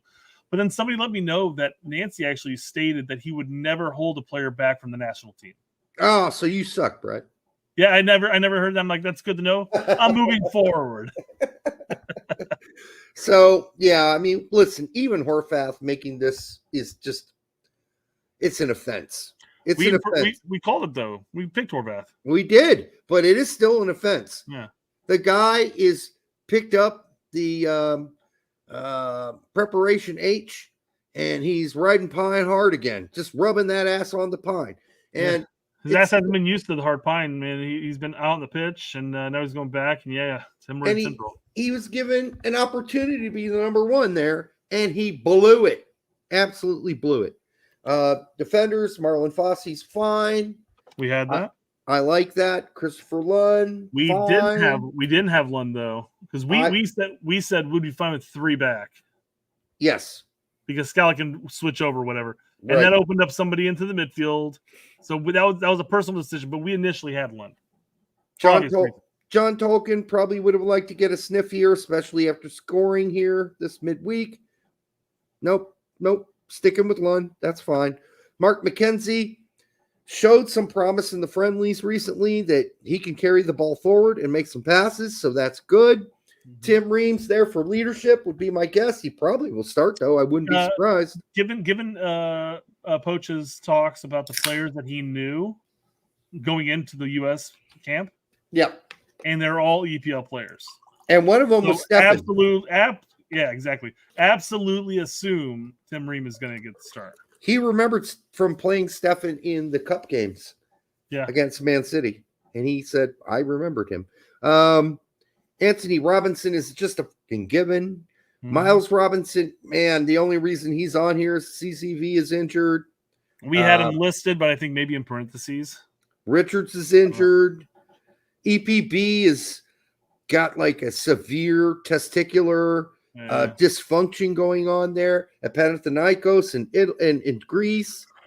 Joe Scally is a given. Austin Trusty looked absolutely fucking horrid as CCV's replacement in the Champions League, losing the game 7-1, getting clowned 3 times. It was embarrassing. Outside of their last performance, that's been Celtics at Mo in Champions League, though. Mm-hmm. Get clowned on. Not 7-1 clowned on, though. Sure, fair enough. I mean, I think they exited the group stage last time with like a negative 24 goal differential or something like that. Yeah. Yep. Getting blown out 7-1, though. That's no bueno. But this is an example of why I said that I would have rather Trusty had stayed in the championship. And if you're going to get beat, Austin, don't stand there. Go run after the dude that just beat you. Go run after him because you just might make him fuck up with some extra, like just having hit your breath on his neck might make him fuck up. But no, he just stood there. Mm-hmm. All right, lots of injuries there at center back. Center back, obviously outside of goalkeeper, the thinnest position we have right now. Unreal. That's again another position that was never that weak through the years I can remember. Yeah. Even going back to Pope and all the way back to Lawless, for Christ's sake. I was gonna say I've said this before, but on Twitter, it's like it's strange. Left back's not our weakest in depth. Yeah, it's strange to even think that. But if Jedi goes down, it will be. Yeah, that'll suck. That'll suck. Then you're down to Lund and Tolkien. / Scally. I guess you could lump him into depth. You could if you want to. I don't like Scally out left, but as it is, he's kind of stuck on the right at this point. Yep. Until Besson, yeah. Yeah. Brendan Aronson, they listened to say midfielder. Poch clearly talked about him having one position, and that being the CAM. He implied that. And he likes where he's playing with his club. So he's the extra CAM here outside of Tillman. If Tillman goes down, right? And then you got Busio, who could slot into that, but more as a box-to-box guy. Johnny Cardosa, also a box-to-box, but could play the holding role and probably will. Starting off, I'm guessing, unless Aiden Morris is just absolutely blows Poch's balls off during the camp. And then Weston McKennie, been playing great for 3 games now for Juve. Yunus Musa is there, but not doing much for AC Milan. And Malik Tillman's blowing the doors off at PSV. Just absolutely destroying the Dutch league, and even played well in the Champions League for once, which was good to see. So I'm not complaining about that because Reyna's injured, right? Yeah, of course. What are you going to do? It'd be interesting if, because you're right, Poch did talk about when he somebody brought up Aronson, what position he's going to play. Obviously, with the Nats, he's always been historically played out wide. With Leeds, obviously, he's in the center of the pitch now. But Poch did mention that it's high time that they start focusing on one spot for him. The odd thing for me is Tessman not being here. That Tessman was way better than Busio all season. The odd thing would be Maloney more so than Tessman in my books. Well, let me address that too after Tessman. Okay. Tessman was the best player in Venezia last season, not Busio. So I don't get this. Who can also play box to box if you ask him to. But maybe he just said no to that. He just thinks of him as a holding mid. And that's fine if that's the case. But then in that regard, you brought Aiden Morris instead of Leonard Maloney. Well, Aiden Morris plays in 2 championship. Leonard Maloney plays for one of the best top 10 teams in the Bundesliga last season and this season so far. So what's going on there? What is Leonard Maloney? Who does he have to suck off to get in this? And the other thing is, if you want to experiment, since you know you're weak at center back, bring fucking Maloney as a defender. He practically plays center back for fucking Heidenheim. So clearly, this roster and the additions were probably supplied to Poch. Said, hey. He even kind of talks about how he got some assistance as far as certain players being brought in. So I almost wonder if some of these ups in U.S. soccer don't just look at Maloney as a 6 and a 6 alone, not recognizing the fact that he played as a center back his entire life. But yep. Oh, Nate Weir's-Bicky is saying Derek Poch didn't pick this lineup. Who the fuck picked it then? I think Poch agreed to it, but again, it's a copy and paste. So he probably looked at last window and pulled in people to supply certain. He addressed this at the press conference, which we don't need to play, by the way. He addressed it and said, I didn't want to do anything drastic. I didn't want to make any big change. I did not, as he put it, want to create chaos. That's what he said. So, yeah, that's why we got to copy paste. Yeah. Yeah. I think he picked it and he agreed to it. He said, and I quote, I didn't want to create chaos. He said, chaos, I think. But I knew what he was saying. Oh, sure. Still English. Just, thick on the accent. Right. For the which is good. Sorry. For the 270 of you, 60 of you here, sorry. Make sure you like, subscribe, share it with grandma, and lean over, give your stepsister a kiss. If you don't have a stepsister who is your girlfriend, just lean over and pet the dog. If you don't have a dog, pet yourself. All right. Had to get that in. I got to get that in every hour or a half hour. So of the names that were included here, so like we go back up here, Zach Steffen was included from the last week's or last Windows roster. But Poch mentioned him that sounds like a Poch decision. Yep, absolutely. So Fossey was here last window, so that's copy paste. Yeah, but somebody mentioned that he knew Fossey from watching the Fulham youth teams. Somebody mentioned that fair. The youth teams used to play against the Tottenham youth teams, and he knew Fossey from those games. Was Miles here for last window? No. He's new, but I don't necessarily think that's a Poch decision. Maybe he just looked at the previous rosters and did that. We need another center back. Here's a center back that's played most of last window, or last cycle. Trusty was Trusty here last window? Believe so. Didn't play. Yeah. We talked about Buxio. We're looking for another box to box. You already addressed that. Mm-hmm. Do you think that was a Poch team decision? Hey, Buxio's playing. Tessman's not really playing except for just recently. Well, Buxio's been playing well too for Venezia, and he didn't really need with Aiden Morris there and Johnny. You really don't need another 6, right? You only need 2 of those guys. But I would strongly suggest to Poch to try Maloney at center back. Please, Mother of God, give him a chance. Well, yes, 100% agree. At that point, we need. We're desperate, Brett. Shit up, absolutely do. We're absolutely desperate at this point. Well, and where's that? Do I have the? One second. Let me see if I got this real quick. Is this it? Yeah. So Tim Ream says, I'm not stupid. I'm going to be 37 years old this week. And the World Cup is a year and a half away. It's actually a little less than 2 years away, but I understand he's rounding down for his point. Sure. If I'm there, amazing. If not, there's a whole lot there's not a whole lot I can complain about, right? I can't feel hard done by because I've already played in 1 World Cup. Yep. Should have played in more than 1, by the way. Agreed. But yeah, so he's looking at being 39 to 40 years old, roughly 39, roughly more so than anything. Yep. That's going to be a tall order. So you take Ream out of the equation, and we're left with Richards, who's been spotty for the U.S. Injured. Yeah. I'm just saying though, in general, by World Cup. McKenzie, who's just coming into his own in a better league now. And then at that point, what else are we left with? Yeah, EPB's broken. Zimmerman, Miles, Trusty, Miazga, CCV. Broken. I mean, I'm not really feeling super confident with the depth. No, it's weak. It's weak shit. So it's weak ass shit. I know we've been saying it for a number of windows now. Hey, why don't we try Maloney at center back?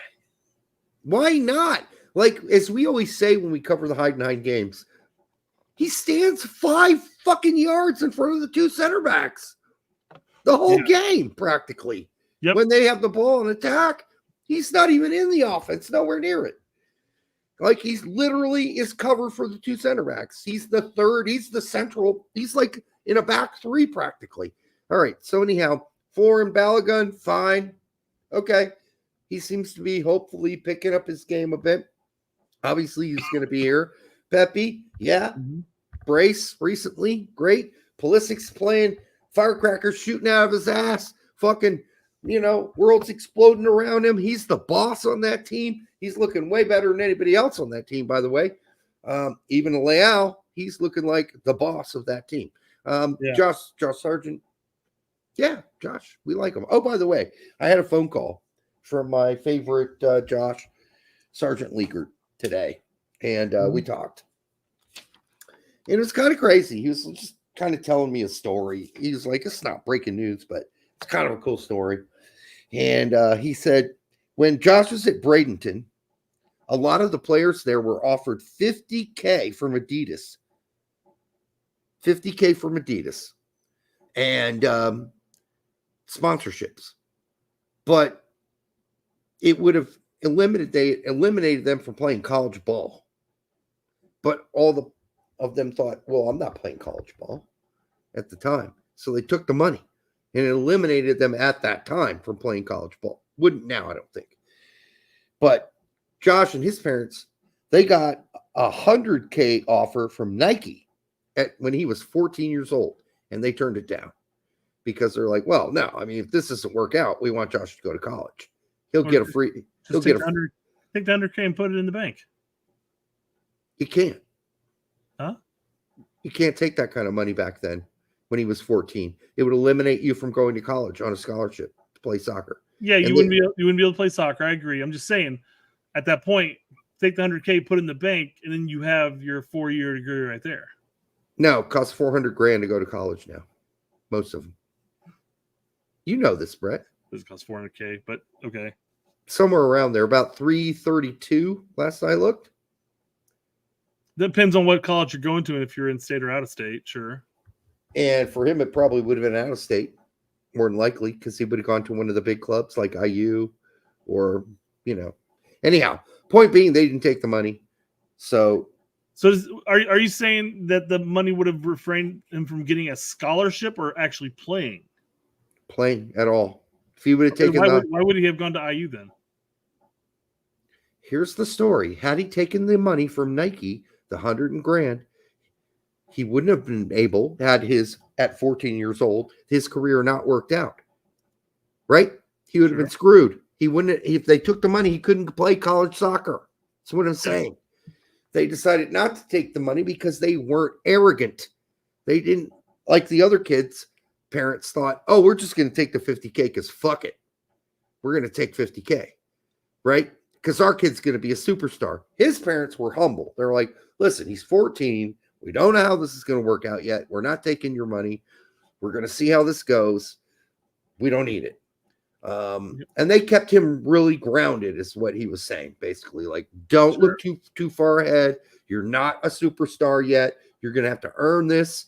And if it doesn't work out, we're going to have college there. We're going to give you a 4-year college.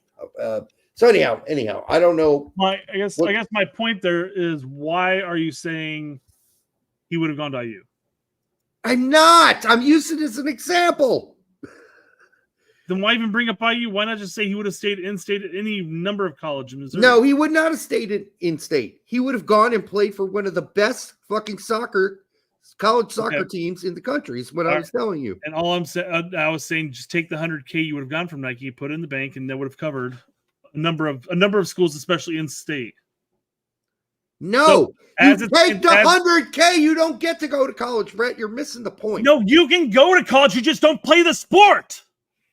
Why would he do? Why the fuck would he do that? Jesus Christ, dude.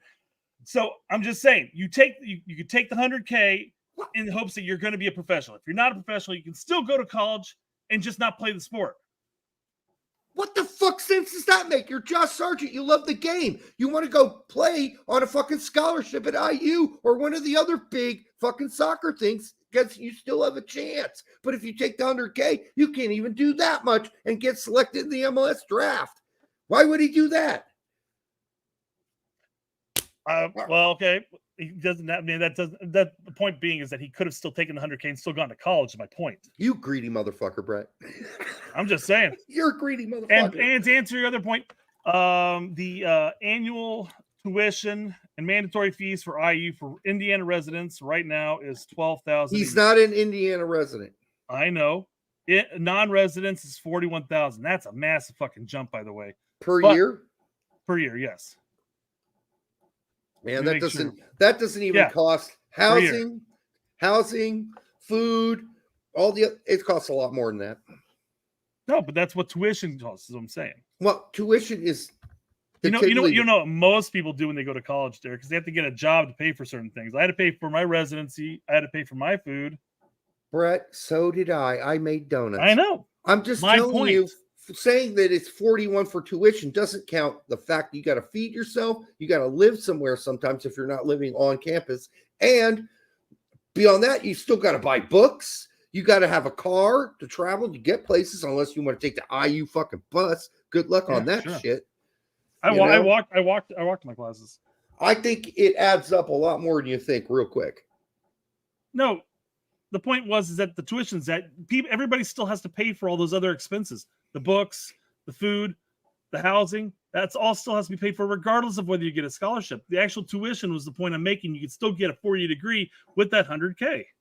I think that if you put all the money down for what it really costs to go to college, on top of tuition, it's probably closer to about $70,000 to $80,000 a year.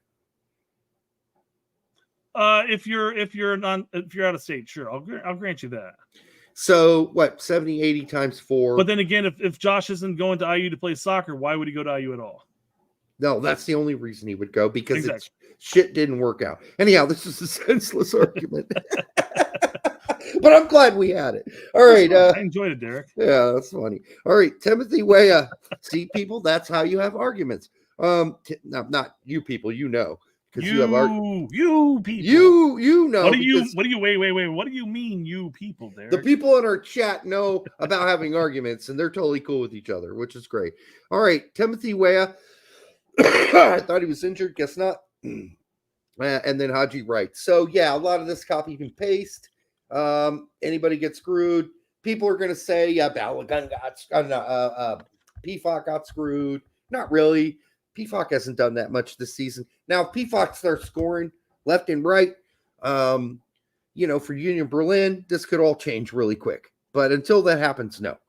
So, there we go. Mm-hmm. All right. I think we're near done. Hold on. I want to look up one thing real quick. Okay. Kaju Sports says, I just cleaned my toilet instead of listening to whatever that was. Well, come on, dude. You missed a good part. We were arguing. Missouri University cost just $12,000 for you to attend in-state. Oh, you're still doing this? Well, I'm getting called out about private schools. I mean, what do you got to go to private school? Go to a state school, pay your pittance, little amount. Notre Dame, if you go there. It doesn't matter if you're in state. It's still expensive as shit in state. You go Ivy League, you might as well just shove a hammer up your asshole, because that's how much it's going to cost you. I love the people I used to help out with the Navient who called in I got $110,000 worth of student loans. I'm like, oh my god, what job? I'm unemployed. Look down. I'm like, oh, University of Phoenix. I get it. Oh, hammering University of Phoenix. Well, that's probably not why he's unemployed. He's probably a social moron. By the way, the reason that most people get fired from their jobs is not because they're not good at their jobs, it's that they're socially inept. Honestly, the research shows that. You can't get along with your other employees. It's not that you're not good at your job. You could be average at your job and just fine at your job. But if you're, the people around you think you're a complete asshole or a douchebag or a dick, or, you're walking around grabbing titties and ass, you're going to get fired. Simple as that. Good luck on the loan forgiveness aspect. I've known many people who've gone to 10 years in the public service industry that never got it forgiven. And then if you miss one fucking payment, you're kicked from the program. Yep. So it's a shit deal. And because you worked in that industry. Yeah. Yep. It's a solid year and a half of my life. Never gonna get back. Hey, it paid some bills at the time. Let's just put it that way. That's all that mattered. I do want to point out, Cole Campbell went 86 on Tuesday in the UEFA Youth League for Dortmund. In the U19s, I'm going to be real clear. Not even the two Dortmund team. He played for the U19s. He did not score, but they did win. So I'm just picking here from midweek. Balogun 45, McKinney 90, Dwayne Holmes 6, Ethan Kohler went 90 in a win for Werder Bremen 2. So that's a player to keep an eye on, along with Joel Imiasun, who went 30 minutes for Werder Bremen. 2 Americans at Werder Bremen 2 right now, playing on a regular basis. And then on Thursday, we talked about Tessman not dressing, blah, blah, blah. But Tony, the young Tony, went the full 90 for Bayern 2 team. Okay, this is impressive. Tony went full 90 minutes in that win for the 2 team, for the Bayern 2 team. And then Noah Banks went 90 minutes for Augsburg's 2 team. Like, these are the players we need to keep an eyeball on right now. These are the young and up-and-coming players. Tony, Noah Banks, Cole Campbell. But don't get too juiced up about it. Don't whip out lube. Don't start wanking away at the wall. Don't do that. Just keep an eyeball on them. Stay calm. Stay self-reflective. And it'll be okay. And if they don't develop, you never got a hard-on for it. Right? So it's not a big loss. You're like, I was really never attracted to her in the first place. Well, what about it's better to have loved and lost than to never have loved? Well, I think that's different in actually love than loving soccer players. But I think you can let yourself down. You can get really invested in a player, and you'll find yourself 4 years after it was obvious that Freddie Adu was going to be a failure, still backing Freddie Adu, right? And we had a friend. Remember, we had a friend like that. Yep. We did. And we made fun of him to the point where he just wouldn't talk to us anymore. And like 5 years later, he's still supporting Freddie Adu when he's playing Finnish 2nd division, 3rd division, or whatever. I've supported Freddie Adu's Twitter experience more than his actual playing career.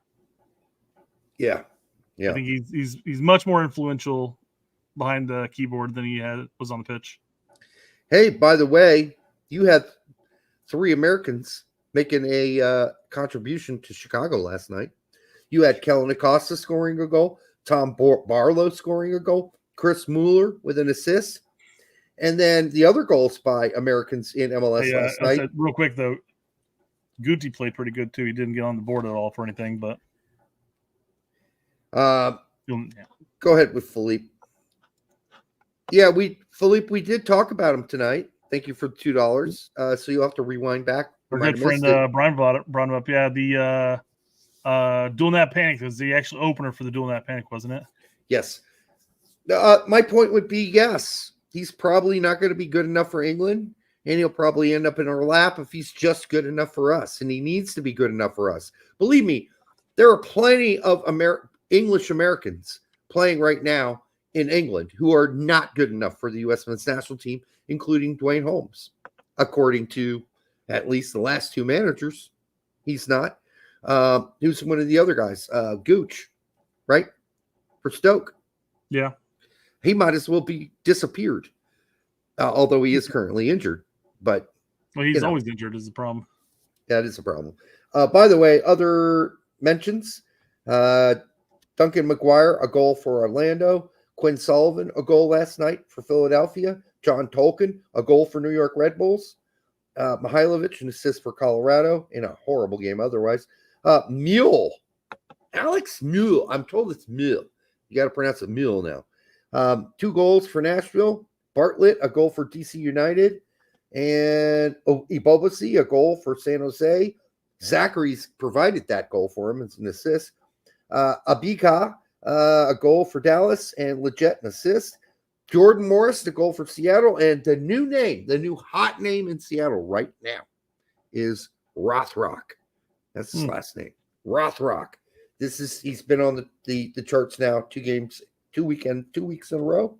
This Rothrock kid, he's not young. I think he's like 24, but he's been playing in the Tacoma Defiance system. And boom, he's finally on the 1 team, and he's immediately contributing. Man, do you know, I saw USL post something about their USL leading goal scorer, and I forgot who it was. And he's off to Spain. He's off to Segunda League division. Yeah.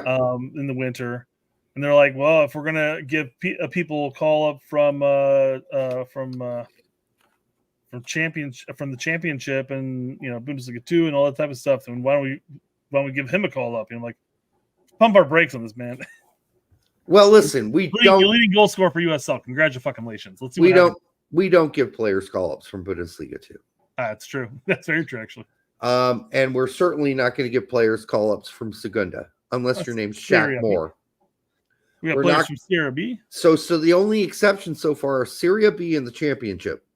I don't know why Serie B is getting an exception because, quite frankly, I don't think Serie B is that much better than the two Bundesliga, and I don't think it's that much better than the fucking Segunda. I think it's just a lack of left back options. I think that's correct. I know Tasman and Busio got a call up, but they've got call ups prior to going to Serie B though. So, in my opinion, the championship is way better than Serie A or the Segunda League. It's my opinion. Oh, you don't have to, I think so. Yeah, I think so. That's why we see some of the best players from Spain, or a lot of players from Spain, playing in the championship, right? There are lots of Spaniards, lots of Brazilians. They're preparing to move forward. I mean, we're talking about the teams really competing for like the top 6 spots in the championship. They have really good players. They're not shitty players. Okay. No, I get it, Philippe. You joined late. We're about to end. So and then Tony goes, "Oh, you missed a good fight." Apparently, PMR fought. We wasted a lot of time on that fight, but that's okay. Yeah, I had a couple of people took my side though. To invest the $100K. Yeah, sure. All right. I just want to thank everybody who came out tonight. We love you. Thank you. I thought we were going to open up the mics tonight, but both of us have to get to bed rather early for reasons. And then we'll be back Monday. So make sure you enjoy the weekend, enjoy the games. We will, of course, cover them. And wait, are there weekend games this game? Because the window's starting yet? No. Let's see the window. When's the window? Let's see, first game is on the 12th. So there's weekend games, and they'll probably move in. They'll probably head out after the weekend. They'll fly out after the weekend games. Okay. Yeah, so we thankfully have some soccer to watch this weekend, which I love. I'm excited every morning that I wake up on Saturday. I'm like, okay, I get to watch like 4 games, big games that matter, in the championship, in the Premier League, even if Richards is healthy, but certainly Serie A. We're getting a taste of that on Saturday and Sunday. And in Germany, we're getting to see a lot of Americans play. So it's just fun right now. It's just fun. So this is good. It's a little much, too many games to watch, not enough time kind of thing. But it's good to have that problem. Why weekends open up now that soccer's over until winter time at least. So yeah. Yep. Exactly. All right. We love you. Make sure that you like and subscribe, share it with your grandma, and we will be back on Monday. Have a great weekend.